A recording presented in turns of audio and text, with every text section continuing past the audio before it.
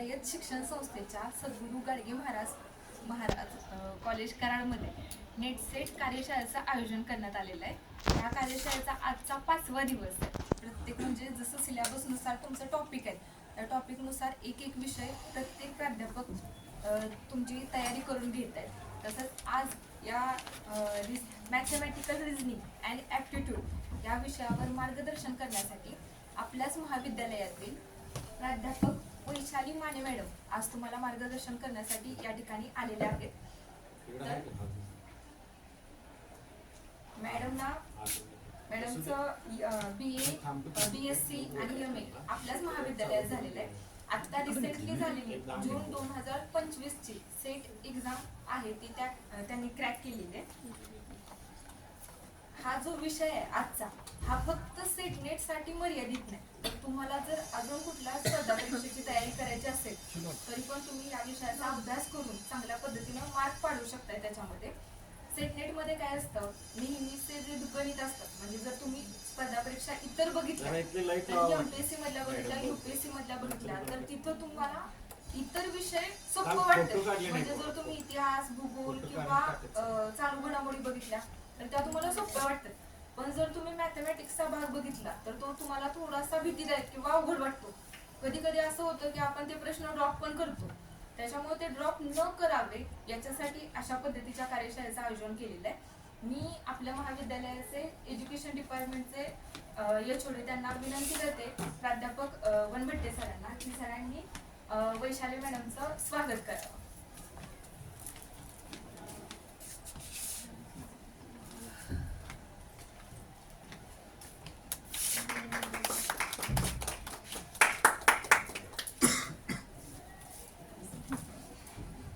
मी मॅडमना विनंती करते की आता त्यांनी तुम्हाला मार्गदर्शन करावं।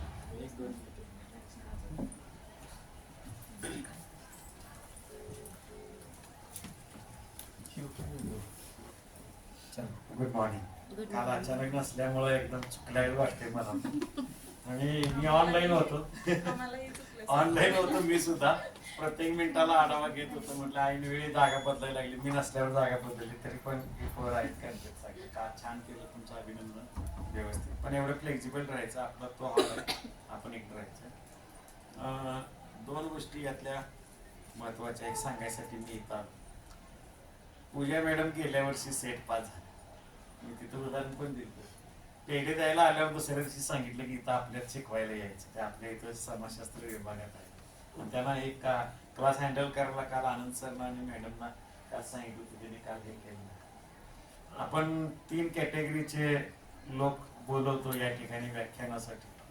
एक गेल्या वर्षी ज्यांनी लेक्चर घेतलेलं आहे त्यातले एक 4 लोक, या वर्षी पास झाले त्यातले एक 4 लोक, आणि 2 लोक बाहेरचे, कॉलेजच्या बाहेरचे। आता 2 पहिल्याच दिवशी 2 आले, त्यामुळे आम्ही एक नवीन कॅटेगरी यावेळी वाढवली की जो सेट नेट झालेला नाही पण अभ्यास करते प्राध्यापक किंवा प्राध्यापिका, त्यांना पण एक लेक्चर आपण दिलेलं आहे। तर यातल्या दुसऱ्या कॅटेगरीचे दोन्ही कॅटेगरीचे येत आहेत, एक गेल्या वर्षी सेट झालेले आहेत म्हणजे वैशाली मॅडम आता फ्रेश ताज्या सेट झालेले आहेत, अनुभवी आहेत।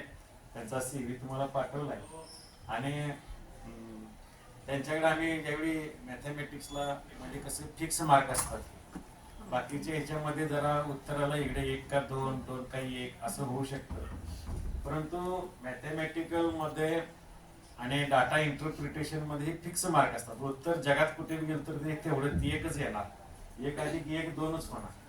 पण याचे 5 प्रश्न असतात, ते 5 पैकी 5 प्रश्न सोडवले एक वेळ की 10च्या 10 मार्क मिळणार, तर काय चुकणार नाही। पण त्याचं गणित एक वेळ चुकले की चुकलंच मग ते आर्ट्स आणि जे लोक जरा असं ते टाळू इच्छितात, जरा असं त्याच्यात वेळ जातो म्हणून। कॉमर्स सायन्स वाले पण आहेत, पण आर्ट्स वाल्यांनी जरा त्याच्यावर फोकस केलं, तुमचे बाकीचे विषय पक्के ह्यात जरा फोकस केलं की याचे फिक्स मार्क तुमच्या याच्यामध्ये ऍड होतात, आणि पहिल्या पेपरचा तुम्हाला जास्त बेनिफिट होऊ शकतो। मी ज्यावेळी त्यांना सांगितलं की गेल्या वेळी परशुराम होता आणि मॅडम तुम्ही घेता गेलं लगेच, त्याने एका मिनिटामध्ये वय म्हटलं, त्यांच्या स्वभावाप्रमाणे, कुणाला नाही म्हणायची सवय नाही त्यांना, अत्यंत शांत स्वभावी, आणि आपल्या इकडे मॅथ्सला डिपार्टमेंटला आहे। तसं पूजा मॅडमने सुद्धा लगेच आनंदानं, आज सुद्धा मी होतो तासावर, पण आता तास चालू आहे माझा संपणार, पण एक 10 मिनिटं मी आधी आलो नाही आलो, जर मुलं जास्त असतील किंवा आमचं चालू असेल तर येता येणार नाही, चालू करा म्हणून मॅडम आलेले. दोघींचं बी स्वागत, दोघींचं बी अभिनंदन आणि तुम्हाला पण शुभेच्छा. फीडबॅक तेवढा पटकन सगळ्या याला देत चला. ग्रुपला इतर कुणालाही तुमचे मित्र पाहुणे पै किंवा कोण असे टीचर सुद्धा असे कोण असले तर त्यांना लिंक द्या, रजिस्ट्रेशन करायला लावा, आपली लिंक पाठवा, जेणेकरून जास्तीत जास्त लोकांना याचा फायदा होऊ द्या. सगळ्यांचं स्वागत आणि मॅडमना थँक्यू. Good night.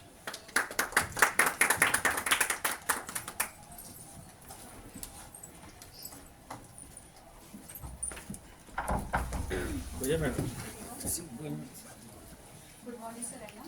आपल्या सेटनेटच्या सिलेबसमध्ये तुम्ही बघितलं असेल तर मॅथमॅटिकल रिझनिंग हा कंपल्सरी टॉपिक आहेच. बरोबर. आणि सेटच्या क्वेश्चनमध्ये सेट पेपरमध्ये जे 10 टॉपिक आहेत त्यातले प्रत्येक टॉपिकवरती 5 क्वेश्चन असतात. त्यातले मॅथमॅटिकल रिझनिंगचे 5 क्वेश्चन असतात. मॅथमॅटिकल रिझनिंग आणि लॉजिकल रिझनिंग हे थोडंफार सिमिलर आहे, म्हणजे दोन्हीमधले क्वेश्चन तुम्ही मिक्स होऊ शकतात किंवा दोन्हीमध्ये तुम्ही एकसारखे टाईपचे सॉल्व्ह करू शकता.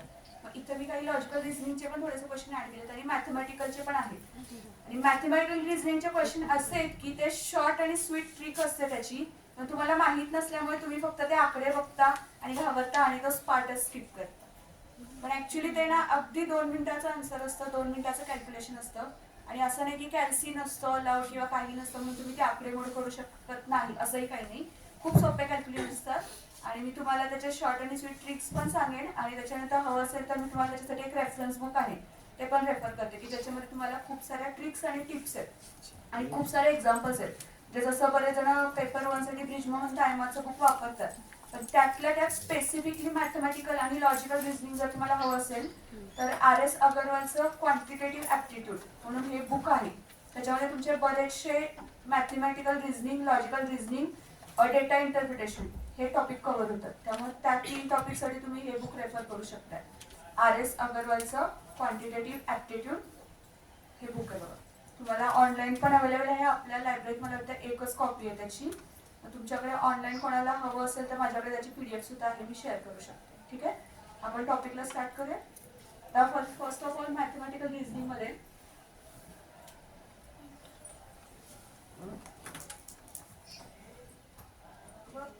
मॅथमॅटिकल रिझनिंग इज इम्पॉर्टंट तुमच्या सगळ्याच पर्स्पेक्टिव्हने. म्हणजे जसं सेटनेटसाठी सांगितलं आणि मॅडम जशा म्हणल्या की अदर कॉम्पिटेटिव्ह एक्झाम्समध्ये बऱ्यापैकी हा पार्ट असतो. म्हणजे खूप सारे तुम्ही जर कोण तयारी करत असेल UPSC UPSC मध्ये त्याच्यामध्ये सुद्धा मॅथमॅटिकल रिझनिंग कंपल्सरी पार्ट असतो. तुम्ही कुठल्याही कॉम्पिटेटिव्ह एक्झाममध्ये जा, तुम्ही याला स्किप करू शकत नाही. ठीक आहे. सर याच्यामध्ये आता फर्स्ट मी सेट पेपरचा फक्त सिलेबस घेतलाय. नेटमध्ये पण सेम सिलेबस आहे याचा मॅथमॅटिकल रिझनिंगचा. टाइप्स ऑफ रिझनिंग याच्या आधी क्वेश्चन नाही आहेत, पण तुम्हाला रिझनिंगचे टाइप्स फक्त माहित पाहिजे. त्याच्यानंतर सेकंड आहे number series, letter series, codes आणि रिलेशनशिप्स. आता यातल्या नंबर सिरीज आणि लेटर सिरीज वरती सेट आणि नेटमध्ये थोडेसे कमी प्रमाणात क्वेश्चन आहेत. जरी असले तर ते कमी प्रमाणात आहे, जास्त नाही. बाकीचे आहे तुमचे कोडिंग आणि रिलेशनशिप. आणि जो थर्ड पॉइंट आहे मॅथमॅटिकल ॲप्टिट्यूड, याच्यावरती बरेचसे क्वेश्चन आहेत. मॅथमॅटिकल ॲप्टिट्यूड मध्ये काय काय कव्हर होत आहेत पॉइंट्स, तर फ्रॅक्शन आहे, टाइम आणि distance, ratio, proportion and percentage, profit and loss, interest and discounting आणि ॲव्हरेजेस. आणि याच्यात बरेच आणखीन काही काही टॉपिक्स असे असतात की तुम्हाला डायग्राम्स वगैरे दिले असतात, एरिया कॅल्क्युलेशन वगैरे पण असतात. ते सुद्धा टॉपिक्स इन्क्लूड होतात इथे बऱ्यापैकी. फर्स्ट टाइप्स ऑफ रिझनिंग आहेत, याच्यावरती क्वेश्चन्स येत नाही पण त्याच्यात पॉइंट आहे म्हणून मी थोडीशी समरी तुम्हाला फक्त देते की फर्स्ट आहे तुमचं types of reasoning. Inductive reasoning me for example तुम्हाला टाकलेत, म्हणजे तुम्हाला वरचं काही वाचलं की कळणार नाही, पण ते खालचं एक्झाम्पल वाचलं की तुमच्या लक्षात येईल की इंडक्टिव्ह रिझनिंग काय असेल. बघा एक्झाम्पल मी आधी सांगते तुम्हाला. इंडक्टिव्ह रिझनिंग म्हणजे काय की तुम्हाला एक स्टेटमेंट दिलंय की Mohan is mortal, Radha is mortal, Karim is mortal, therefore all human beings are mortal. म्हणजे इथं काय केलं जातं इंडक्टिव्ह रिझनिंग मध्ये एक जनरलाइज प्रिन्सिपल तयार केलं जातं. कशावरून, तर तुम्हाला फॉर एक्झाम्पल काहीतरी स्टेटमेंट दिले असतील त्याच्यावरून तुम्ही जनरलाइज स्टेटमेंट करणार आहे. जसं की इथं काय दिलंय तुम्हाला, सुरुवातीला 3 स्टेटमेंट काय दिले, मोहन मॉर्टल आहे, राधा मॉर्टल आहे, करीम इज मॉर्टल आहे. म्हणजे जर हे तिघं पण मॉर्टल आहे तर जनरली तुम्ही स्टेटमेंट काय करणार की ऑल ह्युमन बीइंग्स आर मॉर्टल. ठीक आहे, म्हणजे इंडक्टिव्ह रिझनिंग मध्ये काय आहे की स्पेशल केस वरून तुम्ही जनरलाइज स्टेटमेंट करणार. एवढंच लक्षात ठेवा. ते वरचं जे लिहिले थिअरी ती काय गरज नाहीये. तुम्ही एक्झाम्पल लक्षात ठेवलं की तुमच्या लक्षात येणार. आणि मॅथ्स मध्ये शक्यतो आपण एक्झाम्पल लक्षात ठेवलं तुमच्या जो पॉइंट आहे तो थिअरी लक्षात येते की इंडक्टिव्ह रिझनिंग म्हणजे काय, स्पेशल वरून जनरलाइज करायचं. सेकंड आहे डिडक्टिव्ह रिझनिंग. डिडक्टिव्ह म्हणजे आता जनरलाइज आहे त्याच्यावरून तुम्ही स्पेशल कडे जाणार. आलं लक्षात? फर्स्ट काय सांगितलं मी इंडक्टिव्ह मध्ये स्पेशल कडून जनरल कडे, आणि आता डिडक्टिव्ह म्हणजे त्याच्या अपोजिट जनरल कडून स्पेशल कडे. एक्झाम्पल मध्ये बघा डायरेक्ट मी तेच दिलं की ऑल ह्युमन बीइंग्स आर मॉर्टल. मग तुम्ही ह्युमन बीइंग आहे तर तुम्ही पण मॉर्टल आहे. म्हणजे जनरली केस सांगितली की मी सगळे जे माणसं आहेत ती मॉर्टल आहेत. मॉर्टल म्हणजे इमॉर्टल म्हणजे अमर. मॉर्टल आहेत, मग आपण मरतो, माणूस कधी ना कधी मरतो. म्हणजे सगळे, तुम्हाला त्या शब्दांचा अर्थ पण कळला पाहिजे. काहीतरी लिहिलं म्हणजे खरं असेल असं नाही. मॉर्टल म्हणजे मरतो, माणूस हा मरणारा प्राणी आहे, तो काय अमर नाहीये कोणी. तसं मग सगळे ह्युमन बीइंग्स मरणारे आहेत. आपण ह्युमन बीइंग आहे म्हणजे आपण पण कधी ना कधी मरणार आहे. म्हणजे जनरलाइज स्टेटमेंट वरून मी माझ्याकडे, स्पेशली माझ्याकडे आहे. ठीक आहे, म्हणजे हे झालं तुमचं डिडक्टिव्ह रिझनिंग की तुम्ही जनरलाइज केस पासून सिंपल स्पेशल कडे येणार आहे. ते तुमचं डिडक्टिव्ह रिझनिंग. आता डिडक्टिव्हचे पण एक 3 टाइप्स आहेत. फर्स्ट टाइप आहे कंडिशनल रिझनिंग.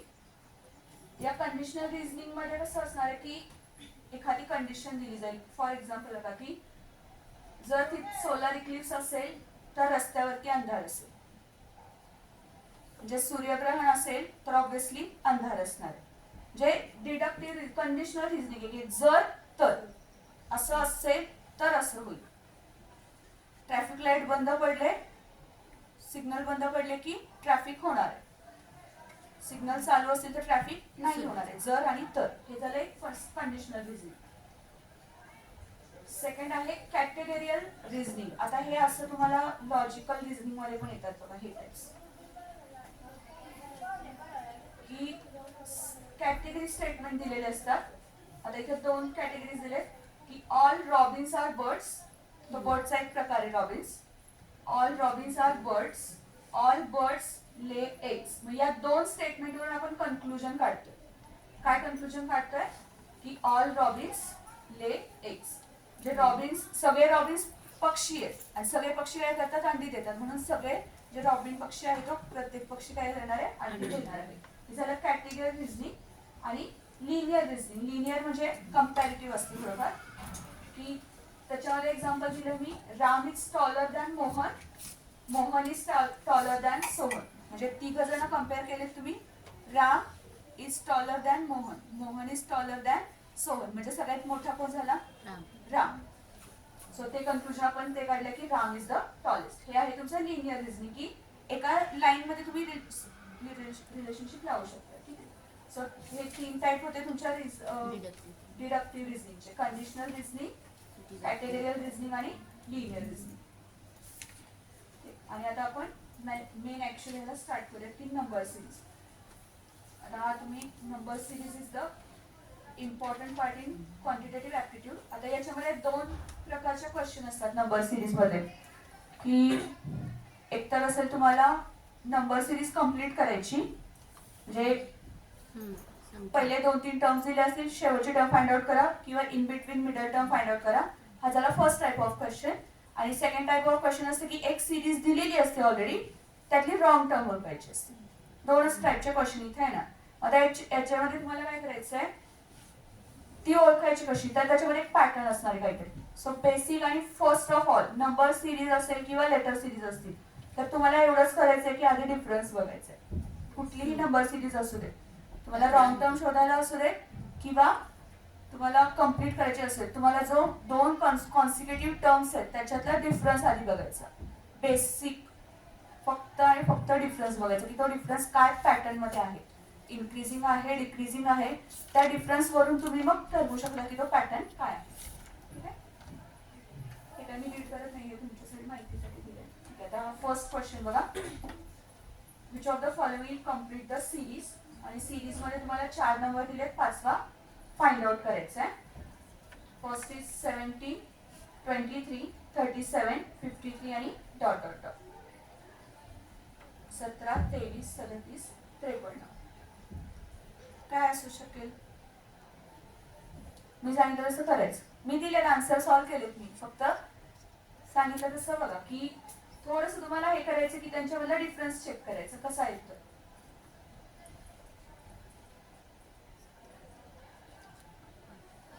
सतरा आणि 23 मध्ये कितीचा डिफरन्स आहे? 6चा डिफरन्स आहे. 37 आणि 23 मध्ये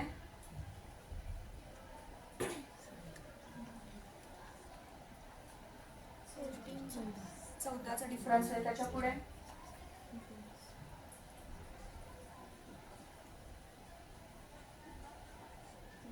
16चा डिफरन्स आहे. काही पॅटर्न वाटतोय का इथं? डिफरन्स बघितल्यानंतर काहीच पॅटर्न लक्षात आला नाही, बरोबर आहे? मी तुम्हाला आन्सर पण डिस्प्ले केले. तुम्हाला डिफरन्स बघितलं तर काहीच पॅटर्न लक्षात आला नाही ना. पहिला डिफरन्स काय होता? 6, त्याच्यानंतर 14 आणि 16. काहीच डिफरन्स मध्ये पण काही पॅटर्न नाहीये ना की बाबा कॉन्स्टंट डिफरन्स आहे किंवा इन्क्रीजिंग डिफरन्स आहे. 6 नंतर 8 आहे, 8 नंतर 10 आहे, असं पण काही नाही ना. डायरेक्ट खूप मोठा डिफरन्स आला. परत जर असं ऑब्झर्व केलं आपण, सगळे प्राईम नंबर आहेत का बघा. ह्या अशा गोष्टी पण चेक करायच्या. प्राईम नंबर आहेत का सगळे, इव्हन नंबर आहेत का, ऑड नंबर आहेत का, असं पण चेक करायचं नंबर सिरीज मध्ये. सगळे प्राईम नंबर आहेत ना, दिलेले सगळे प्राईम नंबर आहेत आपल्याला. मग प्राईम नंबर आहेत तर मी सगळे बघा थोडेसे प्राईम नंबर लिस्ट केले तिथं सुरुवातीपासूनचे. मग आपला स्टार्टिंग कुठून झालाय? 17 पासून. तर तुम्हाला दिसतं तिथे 17 लिस्ट मध्ये माझ्या 2, 3, 5, 7, 11, 13 पहिले सगळे स्किप केले आणि त्याच्यानंतर 17 आहे. 17 नंतर कुठला दिला आपल्या गिवन सिरीज मध्ये? 23, म्हणजे एक नंबर स्किप केला. त्याच्या पुढे काय केलंय? 23 नंतर कुठला दिलाय? 37. किती स्किप केले? 2 स्किप केले. त्याच्यानंतर परत 53 दिलाय, 3 स्किप केले का? 37 नंतर 3 प्राईम नंबर पुढचे स्किप केले बघा आणि त्याच्या पुढचा दिलाय किती? 53. मग आता 53 नंतर आपण किती स्किप केले पाहिजे? 4 स्किप केले पाहिजे. मग ते 4 पुढचे स्किप करा बघा. 59, 61, 67 आणि 71. म्हणजे आन्सर काय असलं पाहिजे? 73. आता पहिल्यांदा मी सांगितलं मला आपण डिफरन्स कॅल्क्युलेट केला. डिफरन्स काही तुम्हाला कॉमन वाटला का? नाही. मग डिफरन्स कॉमन नसेल तर परत काय करायचं? एक तर ती इव्हन नंबरची सिरीज आहे का, ऑड नंबरची सिरीज आहे का, प्राईम नंबर्स आहेत का, हे असं चेक करायचं. मग मला असं जाणवलं की हे सगळे जरा प्राईम नंबर्स आहेत तर मी सगळे प्राईम नंबर्स लिहून काढले आणि त्यांच्यामध्ये काय रिलेशन येते. मग त्या प्राईम नंबर्स मध्ये पण कसं केलं? एकाने पण प्राईम नंबर नाही घेतला. पहिल्यांदा काय केलं? 17 घेतला, 17च्या पुढचा 1 स्किप केला. तो पुढचा घेतला 23, त्याच्यानंतर 2 स्किप केले. परत 1 घेतला, परत 3 स्किप केले. मग यानुसार आपला आन्सर काय असेल? 73. आणि ते ऑप्शन कुठला आहे? C option.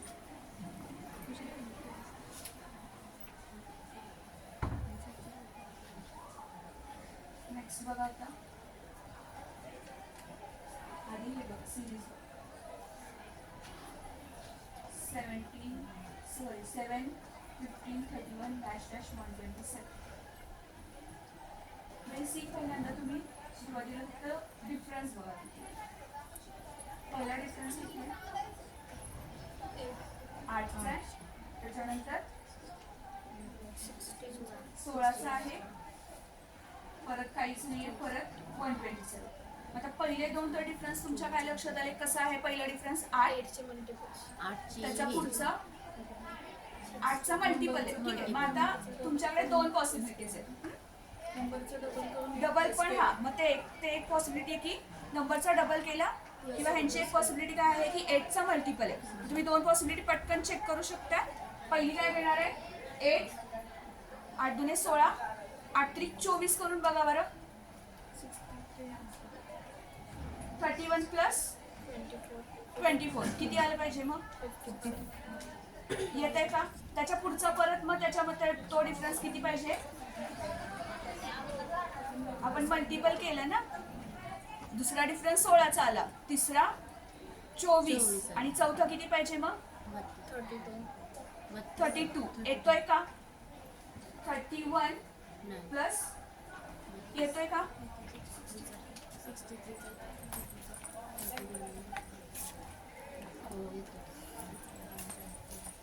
दोन पॉसिबिलिटीज सांगितल्या, तुम्हीच सांगितलं. काय सांगितल्या? 8 तर समजा 7 आणि 15 मध्ये 8 चा डिफरन्स आहे आणि इथं तुम्ही 16 चा डिफरन्स घेतला. मग जर मला 8 चा मल्टिपल घ्यायचा असेल, थर्ड मल्टिपल किती असेल? 24. मग 31 प्लस 24 किती येतं? 55. आणि त्याच्या पुढचा किती असलं पाहिजे मग? 32 येतोय का तो डिफरन्स? येतोय का? नाही ना, रॉंग येते ना पुढची टर्म, म्हणजे हाफ पॅटर्न नाही. मग नेक्स्ट पॅटर्न यांनी काय सांगितलं आता? आपल्याला काय करायचंय? इंटू 2. जो डिफरन्स आहे त्याचा इंटू 2 करा बरं. आता इंटू 2 करा, किती होतोय? 8 दुने 16, 16 दुने 32. आता यांची ऍडिशन करा बरं. 63. आता 32 दुने 64. आता बघा बरं ह्यांची ऍडिशन किती येते? 127 येते का? येते. हा, म्हणजे आता इथं पॅटर्न काय आपल्याला ऑब्झर्व झाला की जो काही डिफरन्स आहे त्याचे डिफरन्सचा डबल केला आणि तो तुम्ही केला तर बरोबर आला. म्हणजे हे तुमच्या लक्षात लॉजिकल येते तर देणार नाही, तुम्हाला स्वतःच फाइंड आउट करायचं. आणि हे किती वेळात करायचंय तुम्हाला? 1 मिनिटात तरी 1 मिनिटाच्या आतच, कम्प्लीट 1 मिनिट तर नाही.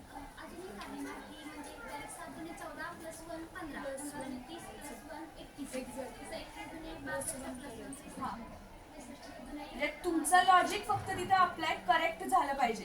की आता मगाशी आपण एक ऑप्शन बघितला, तो चुकला ना आपला, की आपण काय केलं? 8 चा मल्टिपल घेतला तर तो ऑप्शन चुकला. म्हणजे तुम्हाला जे 2-3 पॅटर्न सापडतायत, तुमच्या लक्षात येत आहे, ते पुट करून बघायचे तुम्हाला तिथं. कारण की ते जर कधी कधी काय होतं, ऑब्व्हियसली एकापेक्षा 2 पॅटर्न तिथे अप्लाय होऊ शकतात. कोणी या वेळेने लॉजिकली जाऊ शकतं, दुसऱ्या वेळेने पण लॉजिकल थिंकिंग करू शकतं. फक्त आपल्याला तो पॅटर्न तिथं परफेक्टली अप्लाय होतोय. म्हणजे पुढची टर्म 127 ही करेक्ट आली पाहिजे. ठीक आहे, मग दोन्ही तुमचे करेक्ट असतात. ठीक आहे,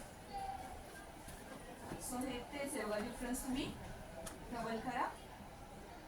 इथे ऍक्च्युली ते 64 प्लस 63 हवंय, माझ्याकडून 63 प्लस 63 झाले. So the correct option is B 64. जिथं 63 हवंय तिथं 64 झालंय. तर इथं find out the missing term. Basic फक्त तुम्हाला सुरुवातीला मी सांगितलं डिफरन्स आधी चेक करायचा. काही लॉजिक लावायच्या आधी सरळ डिफरन्स चेक करायचा 2 टर्म्स मधला.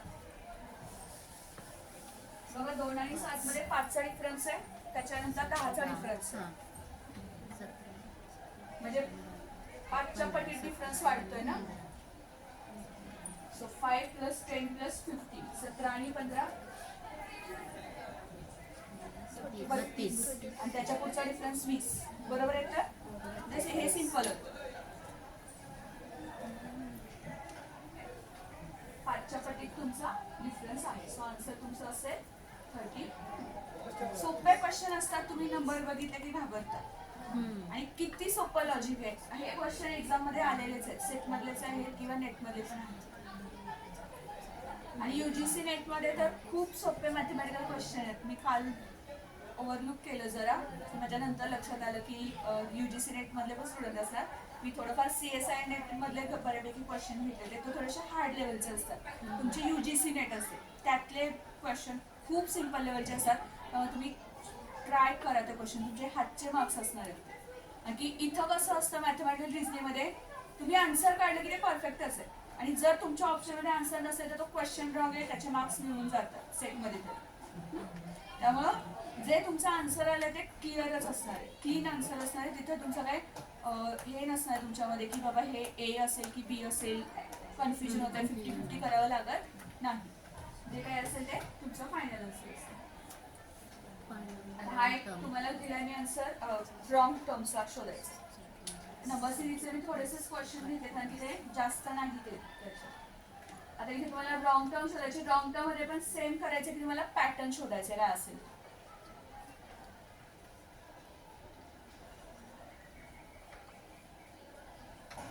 काय वाटतं पॅटर्न?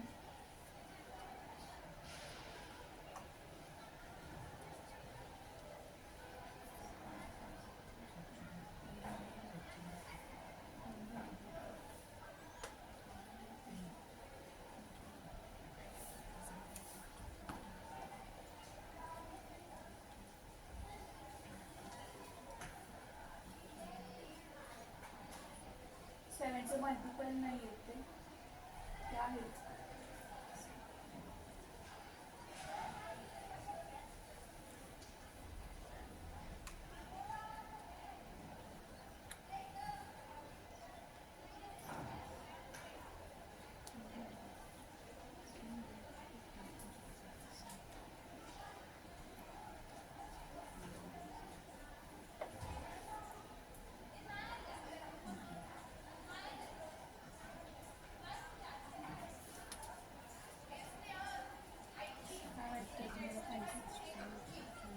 डिफरन्स खूप मोठा असतोय का? क्यूब्स आणि त्याच्यातून 1 मायनस केलं. डिफरन्स जर मोठा वाटत असेल तर नंबर्स बघा 7, बेस छोटा नंबर 7 आहे, त्याच्यानंतर मोठा नंबर खूपच मोठा आहे. मग अशा वेळेस जेव्हा एवढा मोठा डिफरन्स वाटत असेल तुम्हाला तर स्क्वेअर्स आणि क्यूब्स चेक करायचे नंबर्सचे. आणि बेसिकली तुम्हाला 1 ते 10 नंबर 1 ते 20 नंबरचे स्क्वेअर पार्ट पाहिजे, 1 ते 10 चे बेसिकली क्यूब्स पार्ट पाहिजे. सोपे असतात ते, म्हणजे तुम्ही कुठलंही कॅल्क्युलेशन काढू शकताय त्याच्याने. मग आता इथं तुम्हाला असं ऑब्झर्व केलं तर हे क्युबिक नंबर्स आहेत, क्युबिक नंबरच्या जवळपासचे. सो क्युबिक नंबर बघा, फर्स्ट तुमचं पॅटर्न आहे n³ - 1 आणि 2 पासून तुम्ही स्टार्ट करताय तो. सो फर्स्ट आहे 2³ - 1 7 म्हणजे 8 - 1. त्याच्यानंतर 3³ - 1 सो 27 - 1 26. त्याच्यानंतर 64 - 1 म्हणजे कुठली टर्म रॉंग आली आपली? Second term.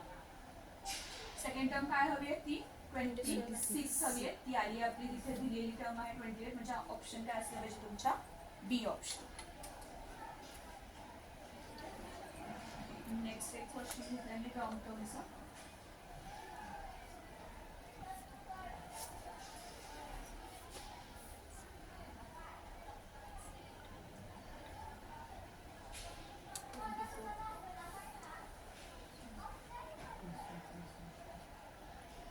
काय पॅटर्न आहे? केंद्रित 9 मायनस 1 8.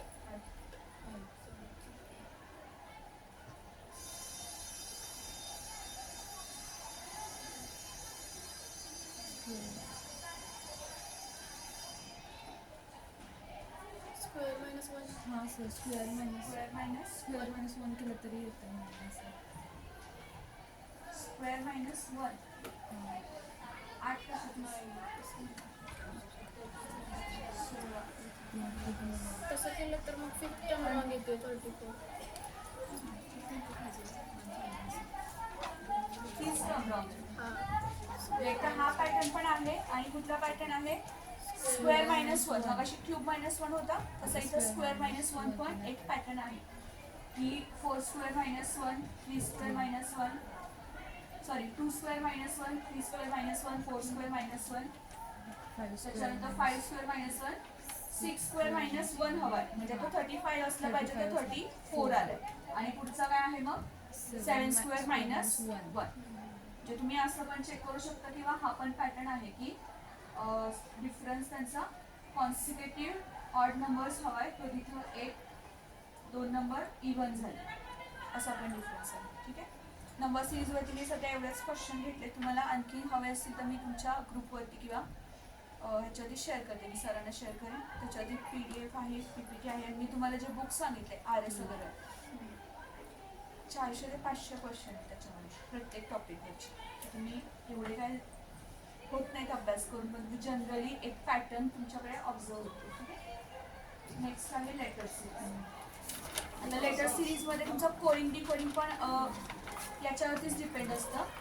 कोडिंगमध्ये काय असतं किंवा लेटर सिरीजमध्ये पण मगाशी जसं नंबर सिरीज बघितली की लेटर स्किप करून असतात, सिंगल लेटर असतील, 2 लेटरचा ग्रुप असेल किंवा 3 लेटरचा ग्रुप असेल, ते ग्रुपिंग दिलेलं असतं. आणि कोडिंगमध्ये पण तुम्हाला हे नंबर्स दिलेले आहेत ना, हे नंबर्स एक लक्षात ठेवायचे.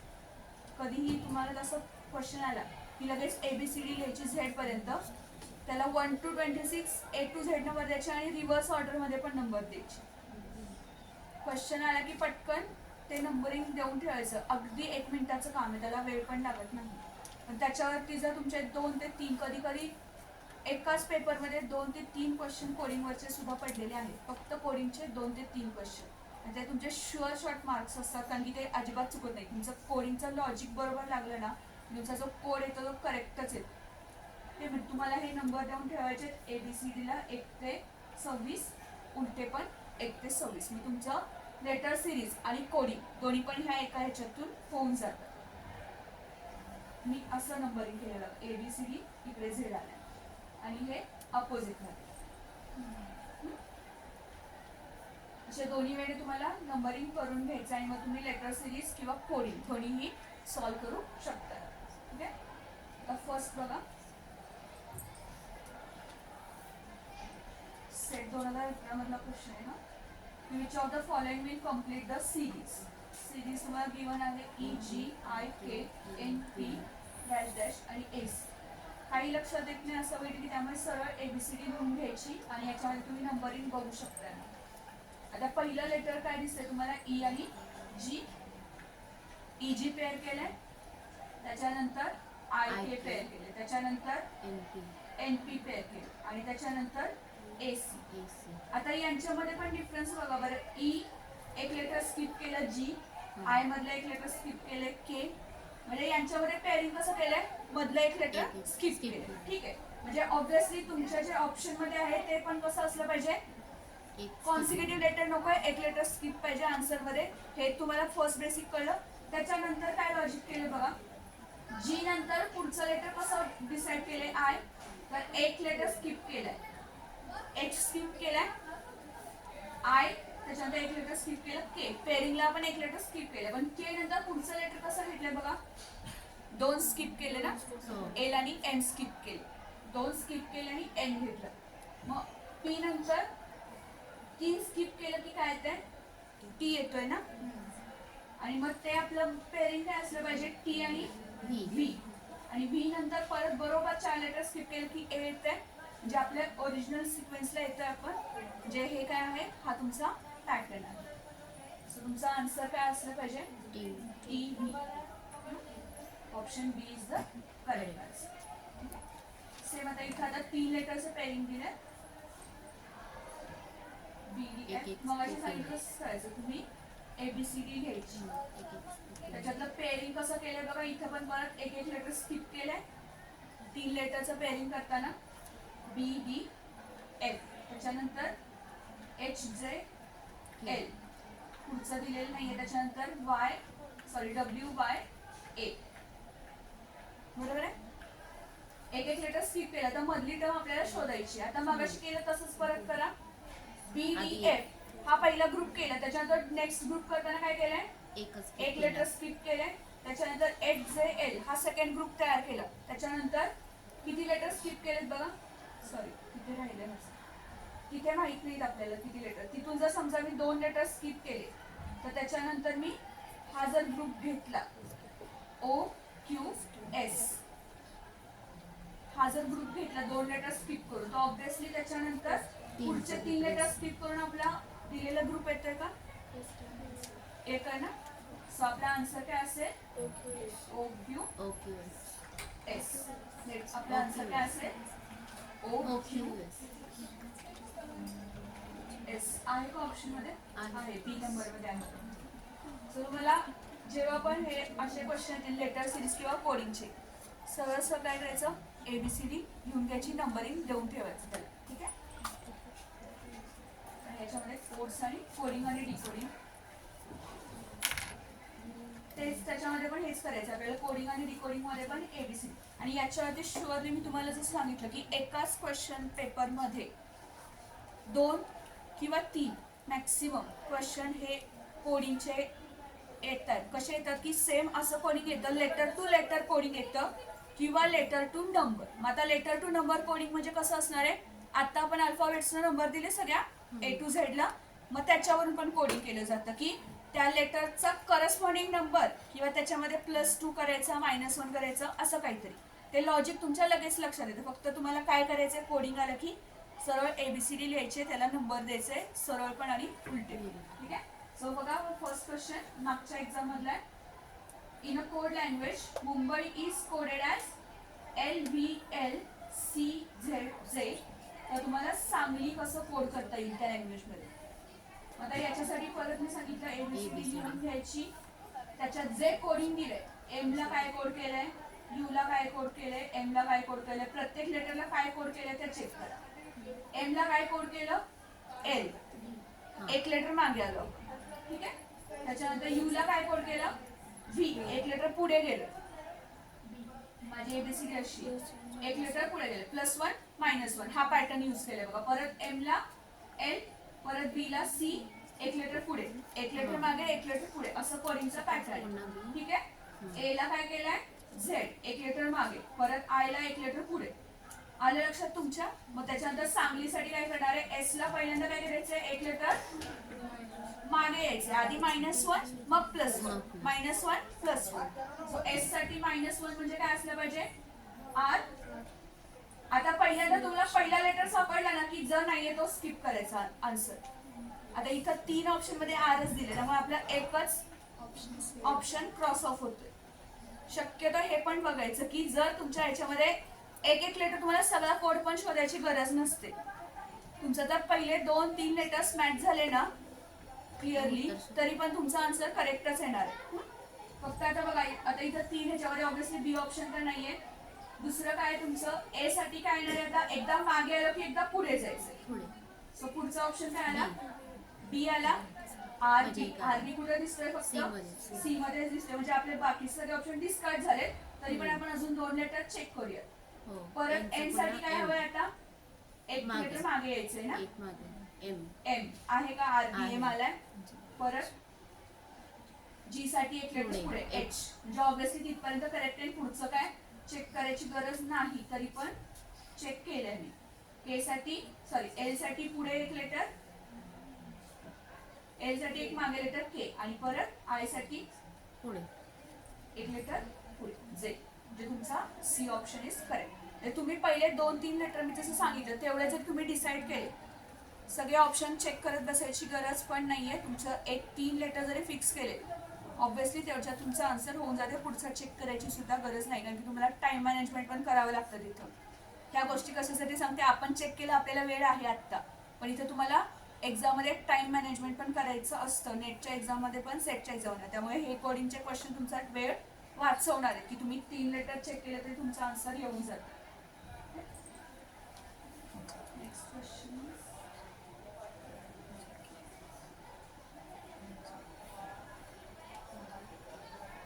JKLM कोड केला ऍज OSVX, तर DEF. आता वरचे पण पहिले जे JKLM दिले तो पण सिरियली नंबर आहे, बरोबर आहे, आणि पुढचा पण DEF जी तुम्हाला सिरियल दिलाय, फक्त त्याला कोड कसा केलाय तर बघा.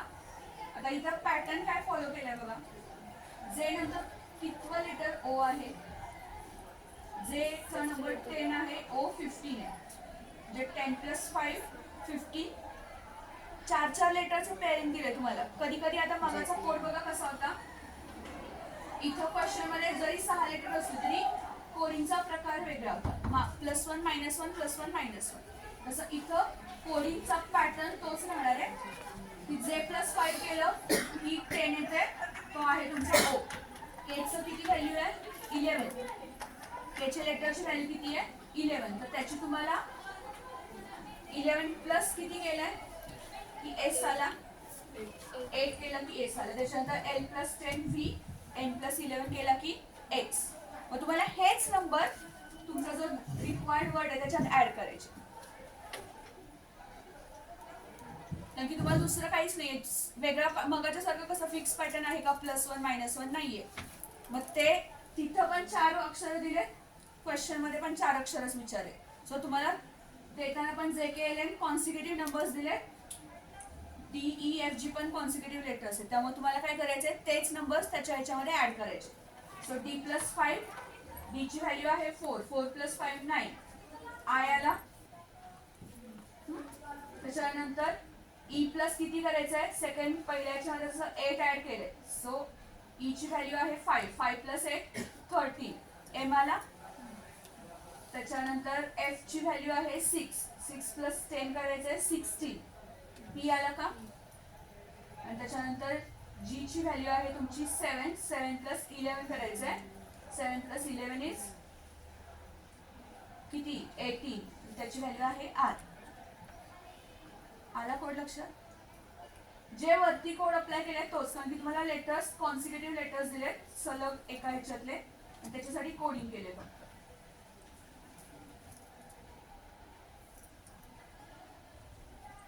तो मॅडम जरा पुन्हा एक्सप्लेन करा ना, कसं म्हणजे संख्येचं जे आहे ना आता D+5 वगैरे म्हणजे एक्झॅक्टली म्हणजे कसं डी केलं प्लस ते फाय. आता तुम्हाला बघा दिलेला शब्द काय आहे, जे काही जे के एल. 11. आता तुम्हाला कोडिंग करताना ह्याला वर्ड दिलाय OS V S. आता यांच्या व्हॅल्यू जसं मी सांगितलं की आधी ABCD लिहून घेणार आहे, यांच्या व्हॅल्यू लिहून घ्या.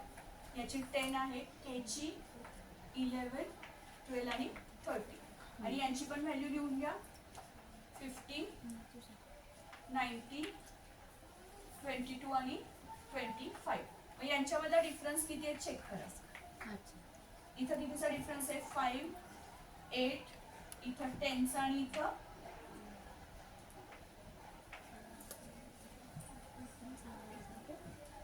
बारा. 10 प्लस 11 आहे. 12 आहे. 12 पाहिजे. हां 12चा डिफरन्स आहे. हा इथं 12 पाहिजे ऍक्च्युली, सॉरी 12 पाहिजे इथं. आता हे तुमचा डिफरन्स आहे ना, हाच डिफरन्स कॉमन असला पाहिजे पुढच्या कोडिंग मध्ये पण. मग पुढचा वर्ड काय दिलाय तुम्हाला DEFG. डीचं 4, 5, 6, 7 हां बरोबर आहे. ह्यांचं लेटर्स हे काय आहे 4, 5, 6, 7. तर याच्यामध्ये 5 ऍड करा, 9 ना. 9 नंबरचा वर्ड काय आहे तुमचा आहे. आय. त्यानंतर 5 मध्ये 8 ऍड करा 30. 30 नंबरचं लेटर काय M. एम. त्याच्यानंतर 6 प्लस 10 करा 16. 16. 16 नंबरचं लेटर P. आणि त्याच्यानंतर 7 प्लस 12 करा 19. 19 नंबरचं लेटर S. ऑप्शन चुकले. ऑप्शन चुकलेत म्हणजे हा क्वेश्चन रॉंग असणार आहे. लास्टला 11चाच डिफरन्स आहे ना? 11चाच येतो ना, मला पण 11 हां 11चाच आहे. M13 आणि X25 आहे, सॉरी X24 आहे. हा त्यामुळे इथं चुकला, हा 24, काहीतरी हा 11चाच डिफरन्स बरोबर आहे. मग 11 प्लस 7 18 आणि तुमचा आन्सर असेल आर. आहे का INPR ऑप्शन मध्ये आहे. D. आहे. हा तिथं चुकलं तर तुम्ही टेन्शन नाही घ्यायचंय, तुमचं आन्सर करेक्ट आहे. तिथं चुकलं की तुम्हाला मार्क मिळणार. आणि असं मागच्या पेपरमध्ये 2 क्वेश्चन चुकले होते, मार्क मिळाले सगळ्यांना. मग तिथं चुकलं की आपण टेन्शन घ्यायचं नाही. पेपरमध्ये मुलं हायपर होतात की मी काढलेला आन्सर 3 वेळा टॅली करतात, तिथं वेळ घालवतात. मी तुम्हाला सांगितलं जे आन्सर तुम्हाला शुअर शॉर्ट आहे, हे आन्सर शुअर शॉर्ट आहेत, हे चुकणारच नाहीये. कारण की तुमचं अटेम्प्ट केला नाही तर मिळेल ना? अटेम्प्ट करायचा. हा पण तुम्ही अटेम्प्ट केला पाहिजे क्वेश्चन, ते आहे की अटेम्प्ट नाही केला तर नाही मिळणार मार्क्स. पण जर क्वेश्चन जरी चुकीचा असेल आणि तुम्ही अटेम्प्ट केलेला असेल तर त्याचे तुम्हाला मार्क्स मिळतात. त्यामुळे कुठलाही क्वेश्चन स्किप करायचा नाही, क्वेश्चन सगळे अटेम्प्ट करायचे. कारण की असं झालं तर तुम्हाला बोनस मार्क मिळणार आहे त्याचा. तर क्वेश्चन अटेम्प्ट करायचं. सो हा कोड झाला. नेक्स्ट आता इथे बघा लेटर्स काय केले, नंबर्स मध्ये कोड केले. लेटर्स नंबर्स मध्ये कोड केले. DAC ला कोड केलाय 635. सो तुम्हाला FEG कोड करायचं. आता तुम्ही हे बघितलं DAC, त्यांचा जे नंबर होता मगाशी त्या ABCD मध्ये ते नंबर्स लक्षात घ्यायचे. आणि त्याच्या पुढे काय केले बघा, ते नंबर आहेत 413 आणि दिलेला नंबर आहे 635. ऑब्विसली तुम्हाला कळतं की +2 केले, त्या नंबर्स मध्ये +2 केले. सो सिमिलरली तुमचा FEG साठी काय असेल, त्यांचे नंबर्स त्या लेटरच्या रिस्पेक्टिव्ह नंबर्स लिहून घ्या, +2 करा आणि तुमचा आन्सर येऊन जाईल. खूप सोपं क्वेश्चन आहे. हातातले मार्क्स आहेत, तिथं 2 मार्क तुमचे मिळून जातात. 50 मार्क सेट मध्ये 50 मार्काचा पेपर फर्स्ट म्हणजे 50 क्वेश्चन 100 मार्काला, म्हणजे 2 मार्काला 1 प्रश्न, 2 मार्क मिळून गेले. एवढंसं सिंपल लॉजिक. आता हे बघा, हे मगाचे 2 क्वेश्चन आहेत ना एकाच एक्झाम मधले, म्हणजे 2 क्वेश्चन सुद्धा येतात, म्हणजे तुमचे 4 मार्क एवढे सोपे आहेत.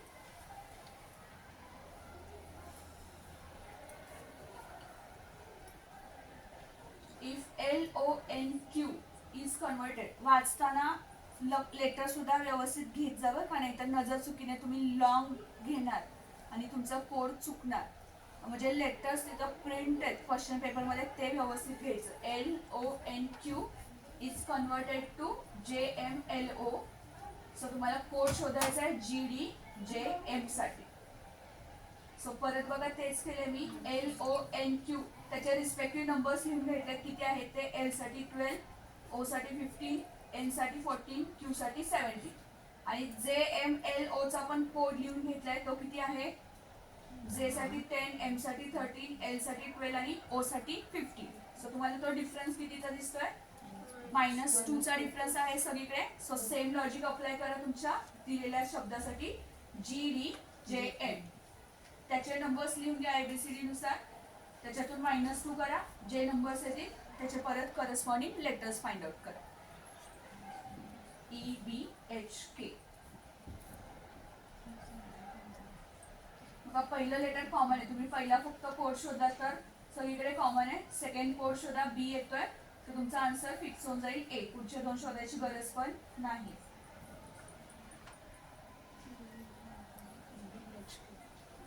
EBHK.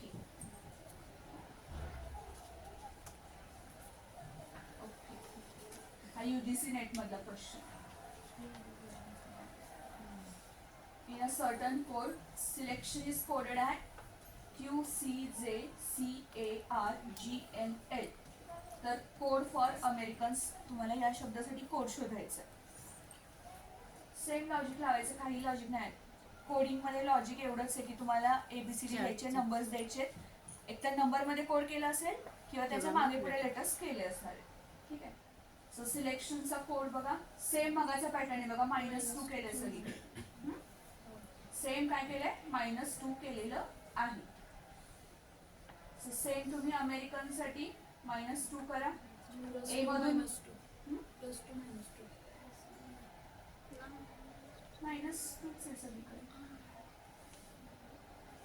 S साठी Q केलंय -2. E साठी C आहे सगळीकडे -2. ओके. सो सिमिलरली तुम्ही A -2. आता A -2 मध्ये तुम्ही म्हणाल A तर पहिलं लेटर आहे. -2 म्हणजे परत रिव्हर्स वेने ट्रेस करायची ABCD. म्हणजे A च्या नंतर परत Z घ्यायचं पाठीमागं. Z च्या नंतर Y. सो A-2 बघा मी तिथे लिहिले. -1 म्हणजे ऍक्च्युली तो तुम्ही उलट्या बाजूने परत तो वाचायचा आहे. तो असेल Y. बघा पहिले 2-3 लेटर जरी तुम्ही फक्त काढले तरी तुमचा आन्सर मिळून जाते. सगळ्याचा सगळा कोड फाइंड आउट करत बसायची गरज नाही. तिथं वेळ तुमचा वाचतोय. तुम्हाला एकदा इकडचा फक्त लक्षात आलं की जे आन्सर इथे काढताना तुम्ही पहिले 2 ते 3 लेटर्स फक्त काढले तरी तुमचं इथं आन्सर फिक्स होतंय. सगळ्याचं सगळं लेटरचा कोड फाइंड आउट करायची गरज नाही. पहिले 2-3 लेटर तुम्ही फाइंड आउट केले तरी तुमचा आन्सर फिक्स होऊन जातंय. ठीक आहे. हा UGC नेट मधला क्वेश्चन आहे.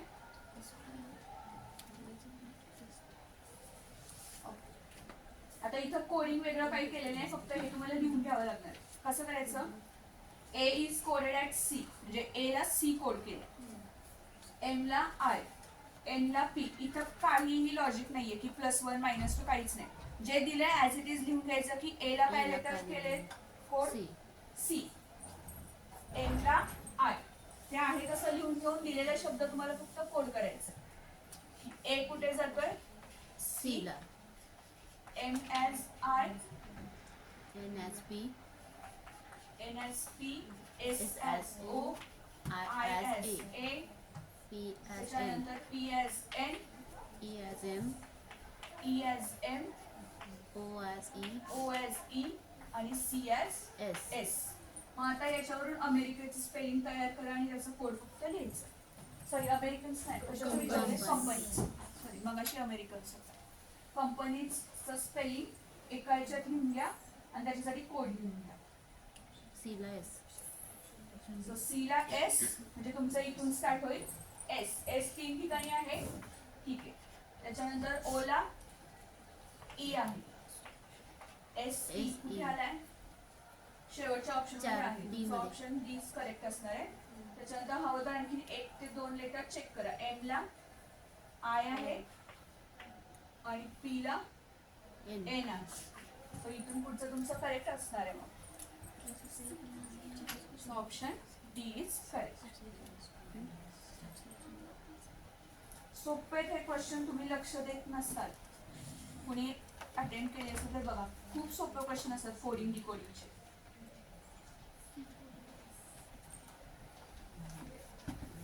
आता हा तुम्ही बघा बरं सॉल्व्ह करून. Credit is return as EPGBKR.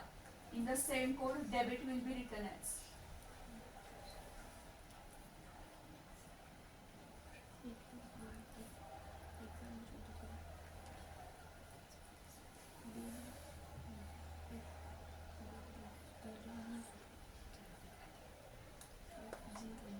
I think इथं पण प्लस टू मायनस टू आहे का?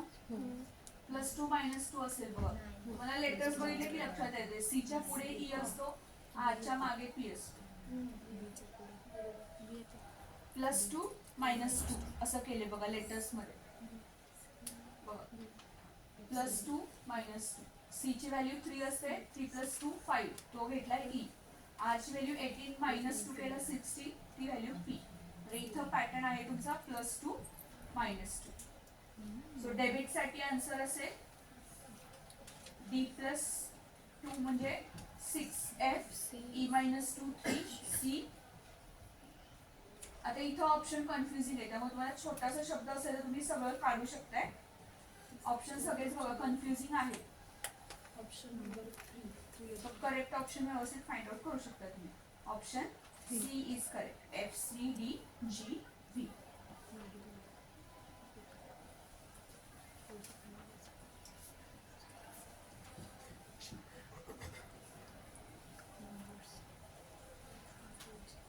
आता word frog is coded as 7 19 16 8.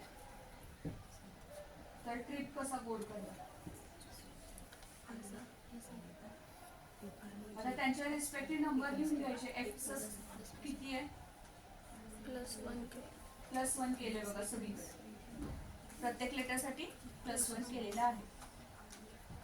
त्यांच्या नंबर्स तुम्हाला कसं सांग ABCD ला नंबर देऊन ठेवायचे म्हणजे तुमच्या लक्षात येतात की काय नंबर्स कसे घेतले. देताना चारच अक्षर आहे तुमच्या फ्रॉग मध्ये, पण अंक देताना जास्त आलेत का? तर काही आपल्याकडे जे नंबर दिलेत आपण ABCD ते 2 अंकी पण आहेत. त्यामुळे ट्रिप कसा कोड होईल? टी ची व्हॅल्यू आहे 20 + 1 21 21 19 10 आणि 17. कुठे आहे बघा हा ऑप्शन 21 19 10 17. ऑप्शन बी ऑप्शन आहे तुमचा करेक्ट ऑप्शन.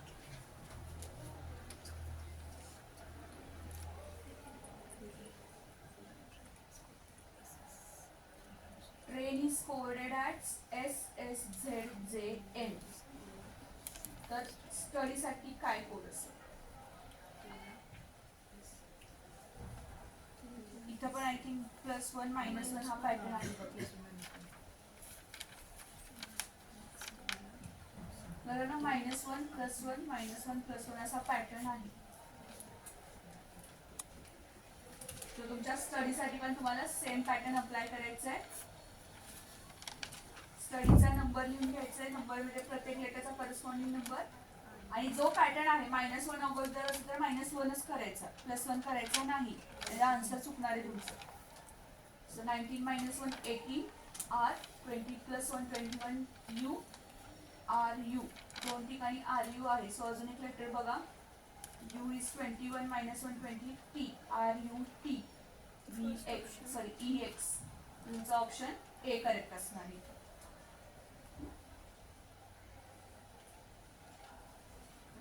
मॅथमॅटिकल ॲप्टिट्यूड म्हणजे जे खालचे क्वेश्चन होते.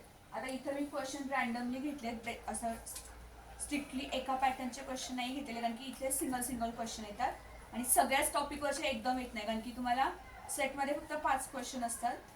नेटमध्ये मला वाटतं थोडेसे जास्त असतील, मिक्स असतात तिथे क्वेश्चन. जसं सेटमध्ये कसं असतो क्वेश्चन नंबर आत्ता नवीन पॅटर्न नुसार क्वेश्चन नंबर 21 to 30 हे तुमचे मॅथमॅटिकल रिझनिंग आणि लॉजिकल रिझनिंगचे मिक्स क्वेश्चन असतात.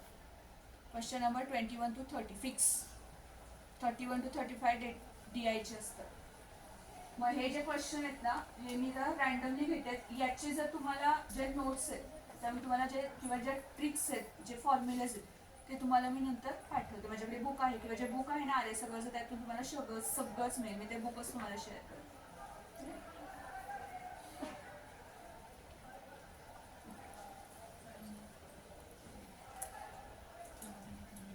In a company, shares of Shanta, Kanta and Bhranta are in the ratio 3:5:1 आणि कंपनीचं प्रॉफिट झालंय 3,33,333. तर त्यातल्या कांताचा किती शेअर असेल?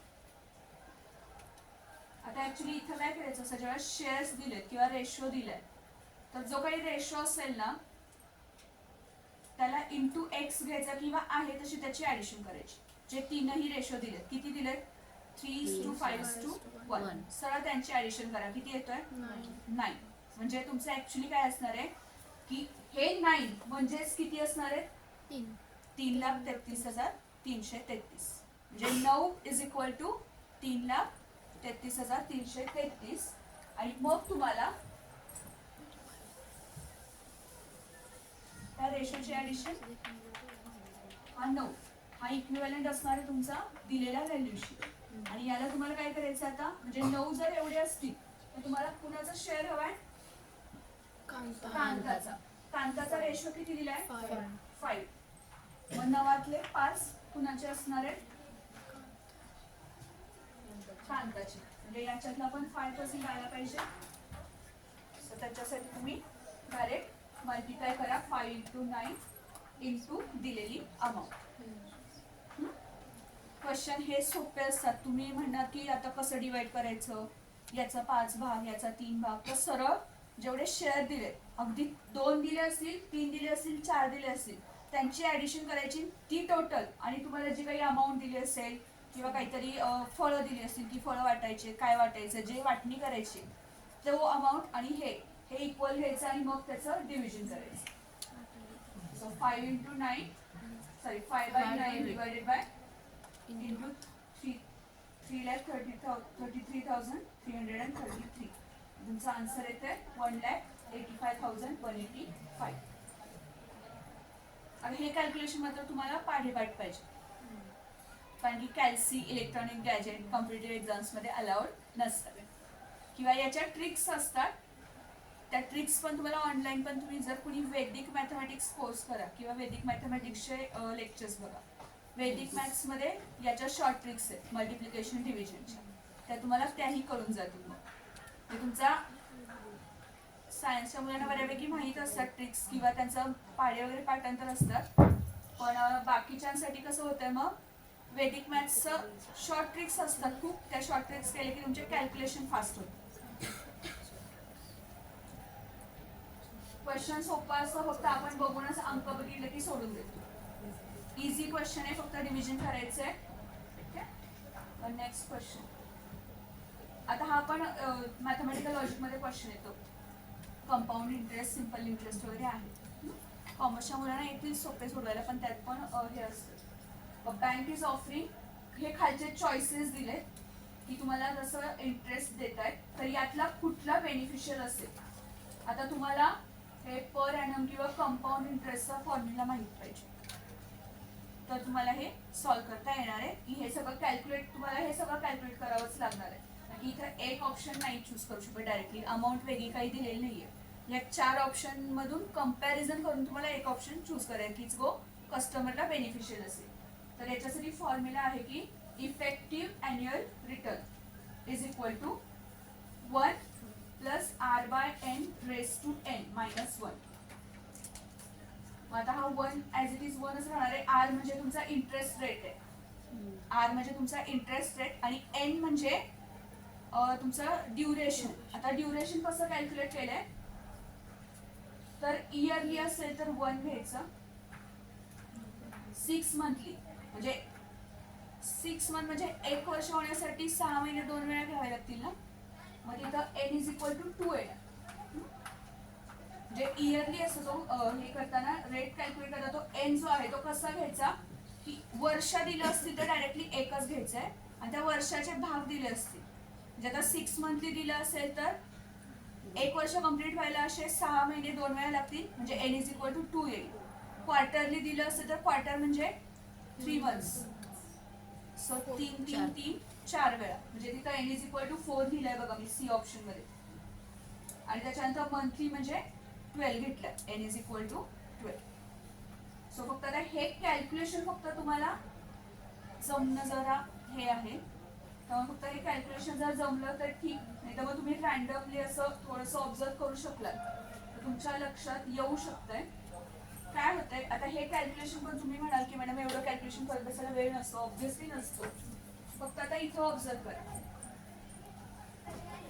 पहिल्या याच्यामध्ये बघा 0.10 डिवाइड बाय 1 आहे. कधीही डिवाइड बाय 1 असेल तर तोच नंबर येणार आहे, सो ऍडिशन तुमची मॅक्सिमम होणार आहे. सेकंड ऑप्शन मध्ये बघा 0.09 घेतलंय, म्हणजे ही व्हॅल्यू लहान झाली, त्याला परत डिवाइडेड बाय तुम्ही मोठा नंबर करताय, ती व्हॅल्यू लहान होणार आहे.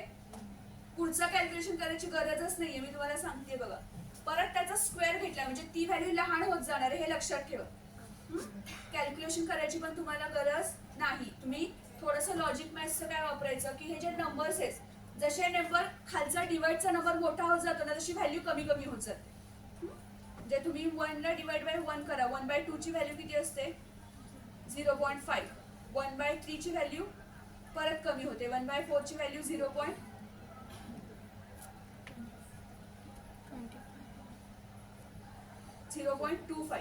म्हणजे 1/2 ची व्हॅल्यू आली 0.5 आणि 1/4 ची व्हॅल्यू आली 0.25, म्हणजे कमी कमी होत जाते. म्हणजे जसं तुम्ही डिव्हिजन मोठ्या नंबरने कसं नंबर कमी होत जातो, मग ऑब्व्हियसली तुम्ही फक्त फॉर्म्युलामध्ये व्हॅल्यू टाका, हे कॅल्क्युलेट करायची पण गरज नाही पुढची.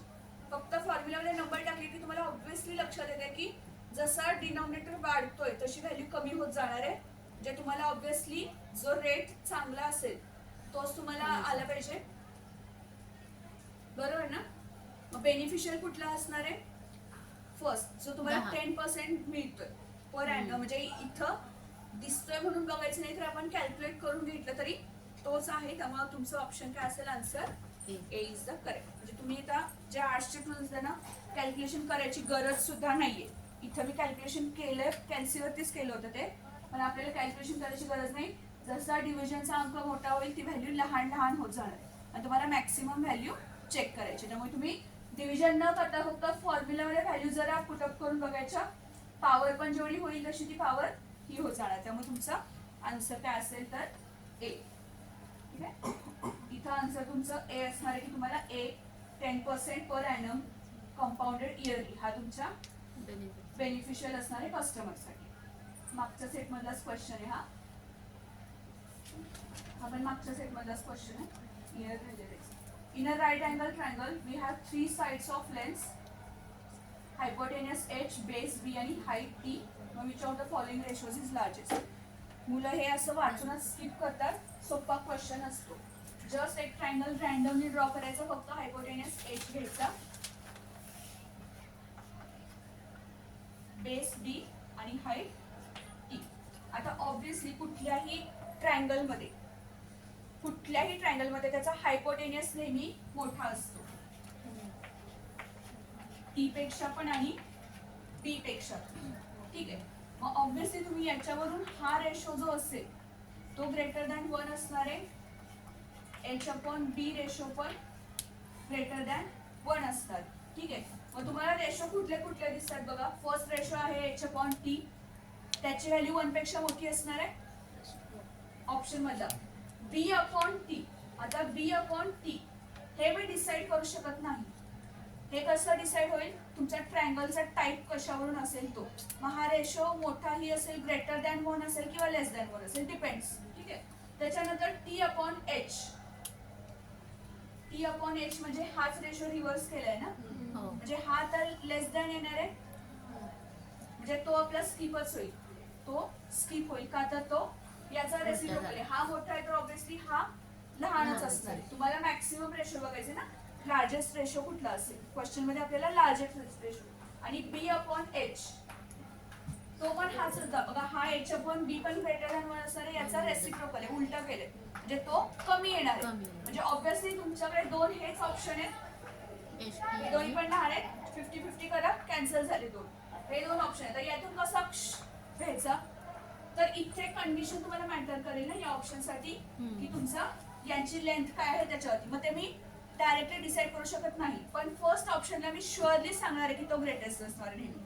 त्यामुळे तुम्ही option 1 is the right answer असेल की तुमचा फर्स्ट आन्सर इज राईट की h/t हा तुमचा करेक्ट ऑप्शन. तो रेशो नेहमीच मॅक्सिमम असणार आहे. कुठल्याही ट्रायंगलसाठी हायपोटेनियस म्हणजे त्याचा कर्ण असतो तो दोन्ही बाजूंपेक्षा मोठाच असतो नेहमी. हे बेसिक आहे. याचे पण खूप सारे फॉर्म्युलेज आहेत, म्हणजे फक्त ट्रायंगल एक नाही, तुम्हाला वेगवेगळे शेप येतात. पॅरेललोग्राम आहे, तुम्हाला शेप सुद्धा काही काही वेळेस माहित नसतात की पॅरेललोग्राम कशाला म्हणायचा. परत म्हणजे एकाच ह्याच्या वेगवेगळ्या क्यूब कशाला म्हणायचा, क्यूबॉइड कशाला म्हणायचा, हे शेप पण माहित नसतात. बेसिक शेप असतात. साधा सोपा फॉर्म्युला असतो एरिया वगैरे काढायचा. What is arithmetic mean of integers from 1 to 51. Formula माहित नसतो, क्वेश्चन स्किप करणार. 1 सेकंदाचा आन्सर आहे फक्त 1 सेकंद लागणार आहे. कॅल्क्युलेशन सुद्धा खूप सोपं आहे. स्टॅटवाले कोण असतील तर येईल पटकन काढता. खूप सोपा क्वेश्चन आहे आणि तुम्ही स्किप करता एवढंच आन्सर आहे. 2 मार्क मिळाले तुम्हाला. जसं विचार करायची सुद्धा गरज नाही. जिथे लॉजिकल थिंकिंग असतं किंवा इंटरप्रिटेशन असतं, इंटरप्रिटेशनचे पण मार्क्स शुअर शॉर्ट असतात. किंवा तुमचं बाकीचे जे इन्फरन्स असेल तिथं जवळ तुम्हाला विचार करावा लागतो की निष्कर्ष काढायचा असतो. स्टेटमेंट दिलेले असतात तिथं थोडासा विचार करावा लागतो, पण हे डोक्याला ताण न देता सॉल्व्ह होतात क्वेश्चन. हे असे नंबर्स बऱ्यापैकी येतात क्वेश्चन्स. असे क्वेश्चन पण भरपूर असतात. मला अजून पण दुसऱ्या PDF मध्ये पण माझ्याकडे क्वेश्चन्स आहेत भरपूर. आता 3 नंबर्स दिले तुम्हाला. याच्यातला डिव्हिजिबल बाय 80. तर मॅथ्सचं एक लॉजिक आहे. Divisible by 80. 18चे फॅक्टर्स काय येत आहेत? 9 दुणे 18. 9 दुणे 18. मग 18 ने एखाद्या नंबरला भाग जायचा असेल तर त्या नंबरला 2 ने पण भाग गेला पाहिजे आणि 9 ने पण भाग गेला पाहिजे. मग याच्या वैदिक मॅथ्स मध्ये ट्रिक्स आहेत. ऑब्व्हियसली 2 ने भाग जाणारी संख्या काय असते? समसंख्या असते, इव्हन नंबर्स. सो ऑब्व्हियसली यातले जे इव्हन नंबर असतील त्याला ऑब्व्हियसली 2 ने डिवाइड होणार आहे. बघा बरं कुठले 2 सगळे आहेत का इव्हन? तिन्हीच्या तिन्ही एक्स वाय झेड. एक्स नाहीये म्हणजे आपला पहिला ऑप्शन कॅन्सल झाला. एक्सला 2 ने डिवाइड होत नाही म्हणजे त्याला 18 ने डिवाइडच होणार नाही. फर्स्ट ऑप्शन डिस्कार्ड झाला. एक्स कुठं कुठं दिसतोय तुम्हाला ऑप्शन मध्ये? ए आणि डी मध्ये दिसतोय. ते दोन्ही ऑप्शन नाहीये म्हणजे तुमचं आन्सर काय असेल? बी किंवा सी. आन्सर काय असेल? बी किंवा सी. आता तुम्हाला वाय आणि झेड मध्ये चेक करायचं. दोन्ही पण इव्हन नंबर आहेत. दोन्हीला 2 ने डिवाइड होणार आहे. आता 9 ने डिवाइड कसं करायचं? आता तुम्ही डिव्हिजन करत बसणार आहे का? 9चा पाडा कसा असतो रे बाळांनो? 9 एके 9, 9 दुणे 18, 9 त्रिक 27, 9 चौक 36. त्यातल्या प्रत्येक अंकाची बेरीज 9च येते का? 9च्या पाड्यातल्या प्रत्येक अंकाची बेरीज 9च येते. 9च्या पुढे पण जावा. 11 9 99, 9 आणि 9 18. 18ला पुन्हा 9 ने डिवाइड होतात. 12 9 त्याची ऍडिशन करा, त्याला 9 ने डिवाइड होते का बघा. 9च्या डिव्हिजिबिलिटीसाठी कंडिशनच आहे की जो काही दिलेला अंक असेल, संख्या असेल, त्या संख्येतल्या अंकांची बेरीज करायची. ती बेरीज जर 9 ने डिव्हिजिबल असेल तो पूर्ण अंक 9 ने डिव्हिजिबल आहे. मग तुम्हाला फक्त आता काय करायचंय? ते वाय आणि झेड दिसतंय त्यातल्या अंकांची बेरीज करा. ती जर डिव्हिजिबल 9 असेल तर तो नंबर डिव्हिजिबल 9 आहे. ऑलरेडी डिव्हिजिबल बाय 2 आहेतच ते नंबर्स. म्हणजे तुम्हाला फक्त 9 ने जो नंबर डिव्हिजिबल असेल तर तुम्हाला तो नंबर डिव्हिजिबल बाय 18 डायरेक्टली होणार आहे. ठीक आहे. एक्स तर आपला ऑप्शन आधीच डिस्कार्ड झाला होता. वाय ची ऍडिशन बघा काय येते? 54. 54 डिव्हिजिबल बाय 9 आहे. पण झेड ची ऍडिशन 56 येते विच इज नॉट डिव्हिजिबल 9. म्हणजे तुमचा ऑप्शन काय असेल? ऑप्शन बघा. ऑप्शन कन्फ्युजिंग वाटतोय पण झेड तर नाहीच आहे ना. म्हणजे झेड ला डिवाइड होई पण रिमाइंडर राहील. म्हणजे तुम्ही बी ऑप्शन करू शकता इथं.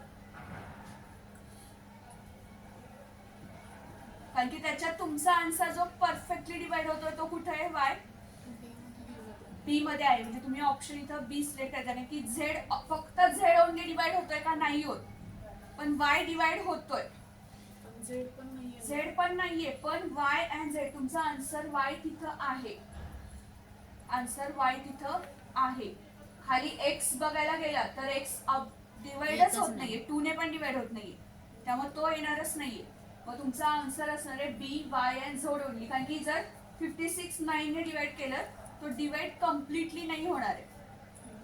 तुमचं इथं तुम्हाला ऑप्शन असे असतात सेटमध्ये, तुमचा आन्सर हे बीच असणार आहे. कारण की तुमचा जे परफेक्टली डिवाइड नंबर आहे तो वाय आहे आणि तो कुठं दिसतोय तुम्हाला डी मध्ये.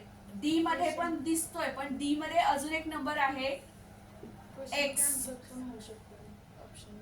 हा, बी मध्ये दुसरा एक आन्सर आहे एक्स, जो अजिबातच डिवाइड होत नाहीये कारण की तो इव्हनच नाहीये, 2 ने पण डिवाइड नाही होणार. त्यामुळे आपण तो ऑप्शन ऑलरेडी डिस्कार्ड केलाय. त्यामुळे तुमच्याकडे ऑप्शन आहे फक्त बी. आन्सर की मध्ये पण हेच ऑप्शन आहे आन्सर.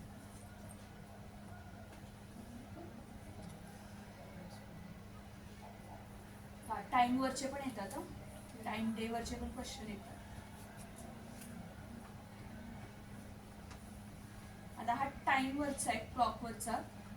जर कॅलेंडर वरचा आला तर तुम्हाला त्याच्या पण ट्रिक्स आहेत की तुम्हाला डिवाइड करायचं असतं की जेवढे डेज दिलेत ना, जनरली 30 ने डिवाइड करायचं किंवा 31 ने, आणि जे रिमाइंडर असतात ते परत मंथ्स डेज ऍड करायचे असतात, असं असतं. आता तुमचा एक दिवस 24 तासांचा असतो, मग तुम्हाला दिले किती तास, 101 तास. त्यांना डिवाइड करा 24 ने, 4 येतोय, रिमाइंडर 5 तास राहतात, कम्प्लिटली डिवाइड होत नाहीये.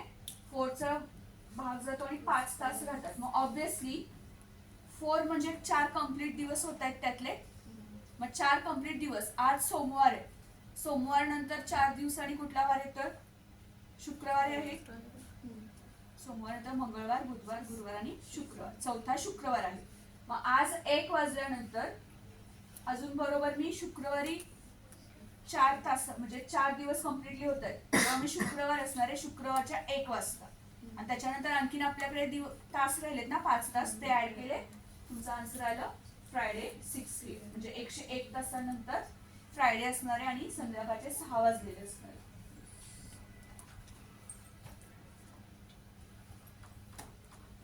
आता हा थोडा कन्सेप्च्युअल मॅथमॅटिक्स क्वेश्चन आहे. हा ज्यांना नाही जमेल स्किप करू शकतात, पण जे मॅथमॅटिक्स स्टुडंट्स असतील, स्टॅटिस्टिक्स किंवा सायन्सच्या स्टुडंटनी तर अजिबात स्किप करू नये. 10 raised to m divides the product of integers from 101 to 151.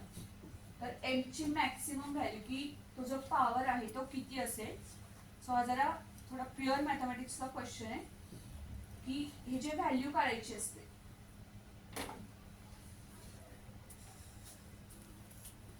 टेनच्या powers काढायचे ना, म्हणजे तुम्ही 10 ने डिवाइड करणार आहे. क्वेश्चन आधी लक्षात आला का बघच नाही, क्वेश्चनच लक्षात यायला वेळ जातो की 101 पासून मला 151 पर्यंत संख्यांचा गुणाकार करायचा आणि त्याला 10 raised to m ने डिवाइड करायचं. ठीक आहे, मग ही 10 ची m जो आहे ती पॉवर किती असेल मला बघायची. आता ऍक्च्युली मगाशी पण मी काय केलं, 18 ने डिवाइड करायचं होतं ना, मी काय केलं 2 आणि 9 असं फॅक्टर्स केली. मग आता 10 चे डायरेक्ट प्राइम फॅक्टर होत आहेत. कुठले 2 प्राइम फॅक्टर होत आहेत, 2 आणि 5. 2 आणि 5. मग मला असं बघायचंय की number of factors, pairs of factors 2 आणि 5 किती येत आहेत या प्राइम फॅक्टरायझेशन मध्ये. हे पॉवर करणार म्हणजे मी 2 × 5 raised to m असणार आहे ना, म्हणजे तो 2 raised to m आणि 5 raised to m पण असणार आहे. मला किती नंबर, किती वेळा 2 घ्यायचे आणि किती वेळा 5 घ्यायचे.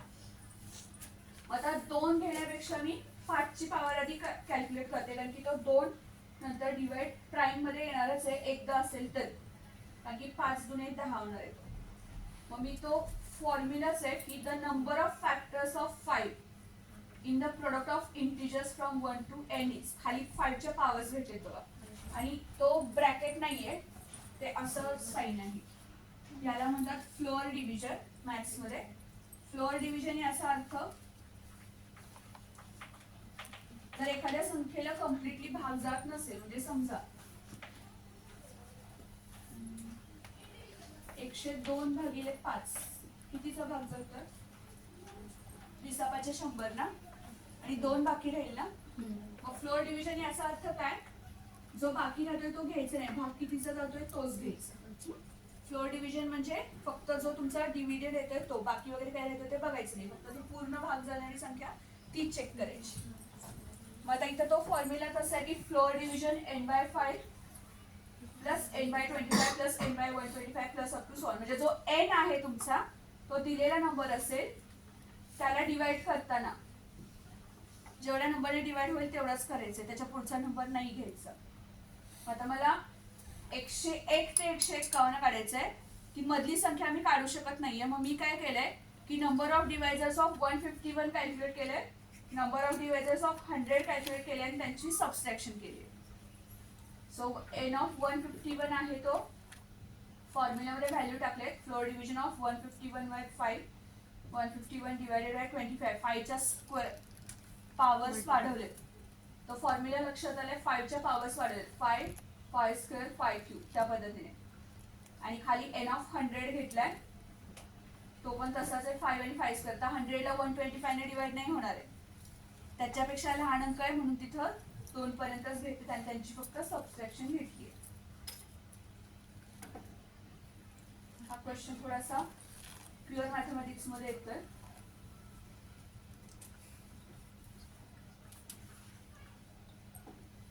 असे पण क्वेश्चन विचारले जातात.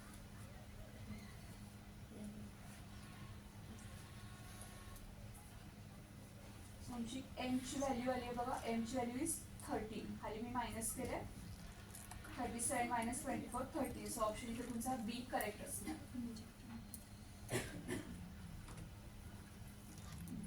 हे असे क्वेश्चन येतात, हे रिझनिंगचे क्वेश्चन. एक माणूस आहे, एका ठिकाणाहून दुसऱ्या ठिकाणी विटा वाहून येतोय. त्या 2 ठिकाणांमधलं अंतर दिलंय 200 मीटर आणि त्याने एका वेळेला जवळजवळ 5.5 किलोमीटर चाललाय काम करताना. ते अंतर दिलंय आणि एका वेळेस तो 15 विटा नेतोय. तर 5.5 किलोमीटर चालल्यानंतर त्याने किती विटा एकूण नेल्या असतील?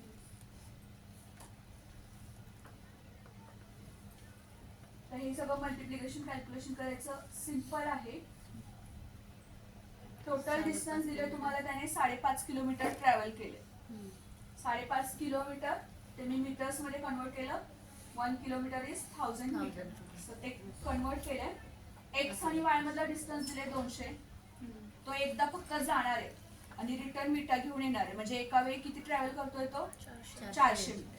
म्हणजे एकदा विटा आणण्यासाठी 400 मीटर ट्रॅव्हल केलं की तो 15 विटा आणतोय. मग टोटल तुमचं जे डिस्टन्स आलंय 5500, त्याला मी डिवाइड केलं 400, म्हणजे त्याच्या टोटल ट्रिप्स किती झाल्या विटा आणण्यासाठी त्या मला मिळाल्या. त्या किती आल्या? 13.75. म्हणजे 14वी ट्रिप थोडीशीच राहिली. मग तो 14वी ट्रिप कम्प्लीट झालेली नाही, म्हणजे 14वी ट्रिपची विटा आणलेल्या नाहीयेत अजून इथपर्यंत. म्हणजे 13 ट्रिप कम्प्लीट झाले तर 13 ट्रिपची टोटल विटा कॅल्क्युलेट केल्या. 13 × 15 195. सोपं कॅल्क्युलेशन आहे, फक्त तुम्हाला लॉजिक लक्षात आलं पाहिजे की ते कसं करायचं. टोटल तुमच्या 195 विटा त्याने इकडे आणलेल्या आहेत. हे सगळे क्वेश्चन त्या मी सांगितलं त्या बुक्स मध्ये पण अवेलेबल आहेत, त्या भरपूर आहेत.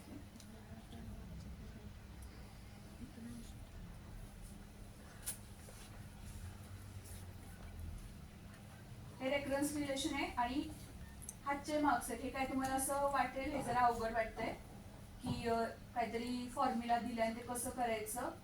सो तर रेकरन्स रिलेशन आहे, एक्स ऑफ एन दिसतंय तुम्हाला तिथं is equal to 3/2 x of n minus 1. तर तुम्हाला फक्त म्हणजे आता सध्या एका जंगलात 64 हरणं आहेत. X of n denote the number of deers in the present year, म्हणजे आत्ताचं डिनोट करताय. तर तुम्हाला 5 वर्षांनंतरचे काढायचे. म्हणजे तुमचं ते कॅल्क्युलेशन आहे ते केलं मी फक्त.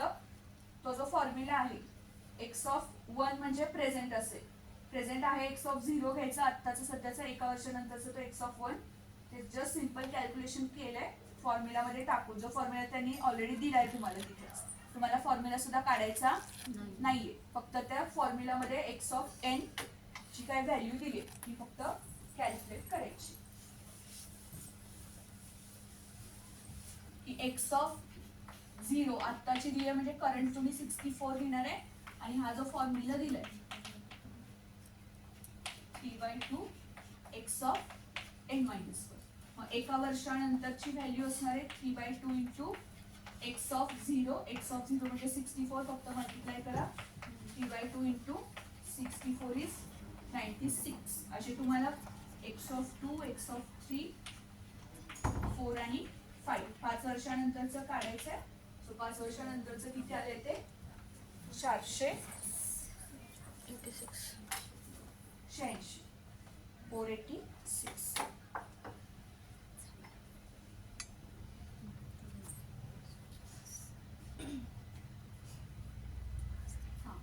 हे पण क्वेश्चन एखादा तरी असतोच.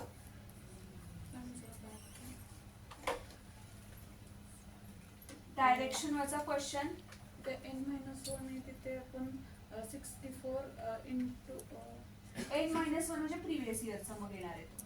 64 इंटू 5 केलं मी तिथे आणि -1 येणार ना त्यात. मग 320 येतं. नाही 64 नाही करायचं. n म्हणजे इयर साठी घेतले आपण. इयर्स हा n म्हणजे इयर साठी. मला करंट इयर म्हणजे 0, प्रेझेंट इयर 0 घेतलं. एका वर्षानंतर 1 1 - 1 0. सो एक्स ऑफ 0 घेतलंय.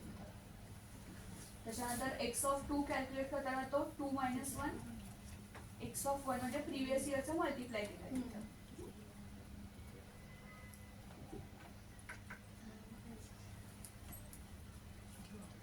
घेऊ नेक्स्ट क्वेश्चन. नाही समजलं मला ते 324 कसं काय आलं ते. हे इथलं वरचं आलंय. एक्स ऑफ चौथ्या 5 ना फॉर्म्युलानुसार एक्स ऑफ 5 काय येणार आहे 3/2 into x of 5 - 1. 4. 5 - 1 is 4. So x of 4 ची व्हॅल्यू इथं आपण काढली आहे ना 3/2. अच्छा अच्छा हां. वरच्या व्हॅल्यू आपण त्या खाली पुट अप करत.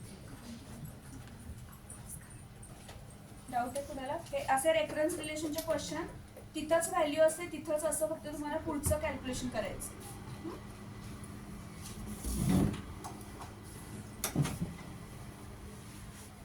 डायरेक्शन वरचा 100% प्रश्न एकदा तरी असतो. म्हणजे ह्या सेटला नाही आला तर पुढच्या सेटला येईल किंवा पण नेटमध्ये पण असतो सेटमध्ये पण असतो डायरेक्शन वरचा. आता हे डायरेक्शन तुम्हाला कन्फ्युजिंग वाटतील पण सोपे असेल. आता फर्स्ट तुम्हाला दिलंय एक डायरेक्शन फिक्स करून घ्यायची.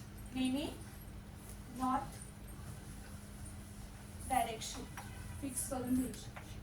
तुमचा पेपर तुम्ही कुठल्याही डायरेक्शनला उभं असा बसलेला असं कुठेही परीक्षा देत असा पेपर समोर असेल त्याच्यावरती वरची डायरेक्शन नॉर्थ घ्यायची.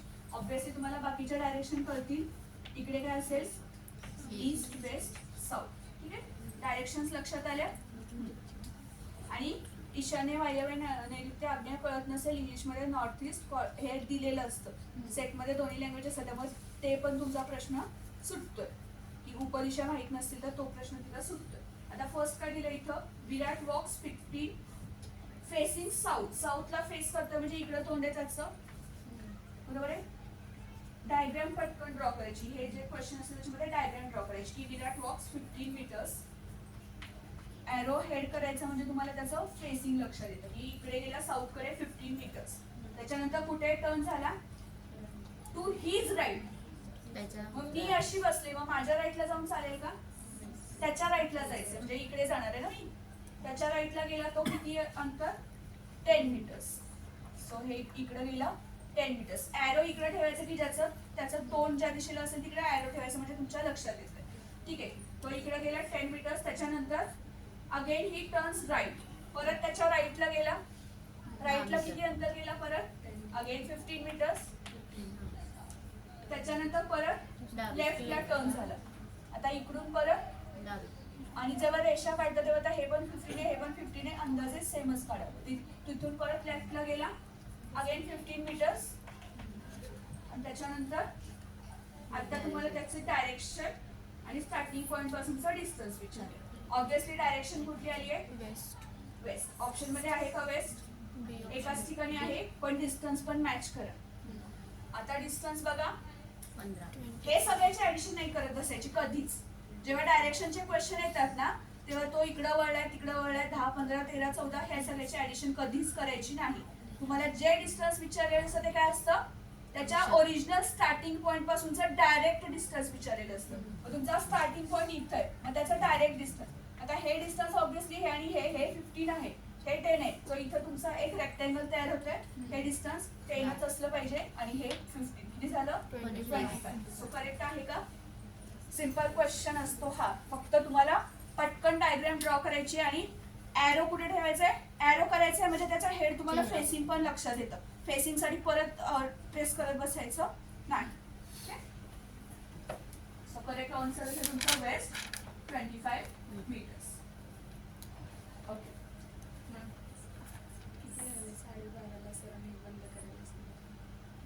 अजून किती वेळ लागेल? एक 2-3 क्वेश्चन माझे आहेत. किती नंबरचा क्वेश्चन आहे हा? आता त्यांना स्टडीसाठी ठेवू की चालेल. पीपीटी इथे ठेवू आणि चालेल, त्यांना त्या चालेल. 3 प्रश्नांची उत्तरं शोधून काढून आणून तुम्हाला भेटून त्याचं नाहीतर काय क्लुप्ती आहे ती चालेल सर, त्यांना विचारून मी घे. सांगितलं नाही, आहे की नाही? त्याच्यासाठी मी रेफरन्स बुक बरोबर वगैरे आहे ना? द्यायला तयार आहे. चालेल आहे की नाही? कारण काय होते सायन्सचे विद्यार्थी त्यांना वर्गावर जायचं असते चालेल. त्यांचे क्लासेस. ठीक आहे. थँक्यू. जेवढं घेतलं तेवढं तरी सगळ्यांना लक्षात आलं. ट्रिक्स वगैरे ही पीपीटी इथे ठेव, तुम्ही ती कॉपी करून घ्या. काय कॉपी करून घ्या आणि राहिलेले 3 प्रश्न आहेत ते सोडवायचं आणि लगेच तुम्ही एक करायचं. आता ही सिस्टीमच ठेवू. प्रत्येक चॅप्टरला का नाही 5-6 प्रश्न ठेवायचेच म्हणजे त्यांना ते सराव पण होऊन जाईल. काय कोणाला शंका विचारायची आहे काय? लाईट लागितली. जॉमेट्रीचं किती म्हणजे एखादा क्वेश्चन असेल जॉमेट्रीचा पण फिक्स पडेलच असं नाही. डायरेक्शन वरचा पण फिक्स पडेलच असं नाही. पण जसं मी तुम्हाला सांगितलं की त्याच्यात तिसरा आपण पॉईंट बघितला मॅथमॅटिकल ॲप्टिट्यूड. त्याच्यातले सगळेच रिपीट होईल असं नाही. फक्त कोडिंगचा फिक्स पडतो एक क्वेश्चन, न्यूमरिकल सिरीजचा एक फिक्स, लेटर सिरीज फिक्स. हे 3 क्वेश्चन फिक्स असतात. आणि जो खालचा होता मॅथमॅटिकल ॲप्टिट्यूड त्याच्यामध्ये जे बरेचसे क्वेश्चन होते इंटरेस्टचा किंवा प्रपोर्शनचा ह्याच्यातला कुठलाही रँडमली पडतात. म्हणजे ह्यातला फिक्स पडतीलच असं नाही. म्हणजे या सेटला जर रेशो प्रपोर्शनचा टाकला तर पुढच्या सेटला एरियाचा टाकणार, म्हणजे जिओमेट्रीचा. त्याच्या पुढच्या सेटला दुसऱ्या पॉईंटमध्ये असे असतात. म्हणजे ते क्वेश्चन रँडमली फिक्स होतात. नेटमध्ये असतात पण बऱ्यापैकी क्वेश्चन एखादा न्यूमेरिकल सिरीज आणि कोडिंग फिक्स आहे. हो. नंबर सिरीज आणि कोडिंग फिक्सच आहे नेटमध्ये पण आणि सेटमध्ये पण. कोडिंग फिक्स आणि सोपा आहे. तुम्ही बघितलं कोडिंगचे क्वेश्चन मी जास्त घेते तेवढे तरी तो सोपा पार्ट आहे. हातचे मार्क काही तुमच्या हातामध्ये जाणार नाही. तुम्ही आणखी एक करायला पाहिजे. आता रोज एक चॅप्टर होते. तुम्ही ऐकून वर्गातलं लेक्चर ऐकता तसं ऐकला, सोडला, गेला, हजेरी लागली, काचं काम झालं, 500 रुपये फिटलं, असली काय भावना ठेवू नका. काय आहे की तुम्ही स्वतः सेटचे आणि नेटचे सर्व सोडवलेले पेपर नेटवर उपलब्ध आहे. ते लगे काढून आजचा झालेला टॉपिक ह्याच्याशी संबंधित प्रश्न कुठले आलेले आहेत 10 वर्षाचे हे तुम्ही स्कॅन करून लगे वर्ड मध्ये घेऊन ठेवायला पाहिजे. लगेच तयार करायला पाहिजे. म्हणजे हे तुम्ही काहीतरी स्टडी करायला पाहिजे. जस्ट इग्निशन नाहीये तेवढंच हा क्लास. म्हणजे काय तुमचं परिपूर्ण नाही, फक्त या विषयाला टच आहे. तुम्ही स्वतः हे करायला पाहिजे. आणि आता मॅडमने रेफरन्स बुक पण देतो म्हटले, आधीच्या पण लोकांनी सांगितले. बाजारामध्ये पण भरपूर आहे, नेटवरती भरपूर आहे, समजलं का? पण जोपर्यंत तुम्ही काय करत नाही तोपर्यंत ते सगळं व्यर्थ आहे. मग ते दुकानात आणि कपाटामध्ये शोला खूप छान मोठी मोठी जाड पुस्तकं. पण तुम्ही आता काय करायला पाहिजे, आज मॅथमॅटिकल झालं ना किंवा काल कम्युनिकेशन झालं, कॉम्प्रिहेन्शन झालं, त्या टॉपिकचे किमान 5-5 प्रश्नपत्री घेतले, 5-5 प्रश्न, 21-25 ते झालं की तुमचा तो पार्ट पक्का होतोय. म्हणजे यातनं काय आहे, प्रश्न सोडवायला येते की नाही बघायचं नाही, त्याच्यासाठी जी थिंकिंग लागतं ते आपल्या ब्रेन मध्ये चालू झालं पाहिजे, वर्किंग चालू झालं पाहिजे. हे आता माणूस बदलू दे, दिशा बदलू दे, अंतर बदलू दे, पण ही ट्रिक आली ना लक्षात, मग कोणताही प्रश्न आला की हे यायला पाहिजे. बेरीज म्हणजे 2 + 2 = 4. पण 2 आणि 2 कशी मिळवायची कळलं की 2च्या जागी 50 असले काय आणि 10 लाख असले काय. बेरीज करायची ट्रिक लक्षात आली ना, आकडे डझंट मॅटर. हे तुम्ही लक्षात ठेवा. ठीक आहे. कुणाला काय विचारायचं आहे अजून? पीपीटी ना रेफरन्स दोन्ही ग्रुपवर टाका किंवा मला टाका. तुमचं मटेरियल कोणाकडे काय मागितलं तरी तुम्ही वैयक्तिक घ्याच, पण वैयक्तिक घेण्याऐवजी त्यांच्या परवानगीनं ग्रुपवर टाकला तरी आनंद आहे. एका ग्रुपवर आलं तर ती मी बाकीच्या सर्व ग्रुपला, माझ्या 9 ग्रुप आहेत सेट नेटचे, हा नवा ग्रुप नाही, आहे ते सगळ्या ग्रुपला मी देत कसं आहे, ते सगळे रिझनिंगचा पार्ट त्याच्यात कव्हर होतो. सगळे करा ठीक आहे. हा कोण येतंय पुढं?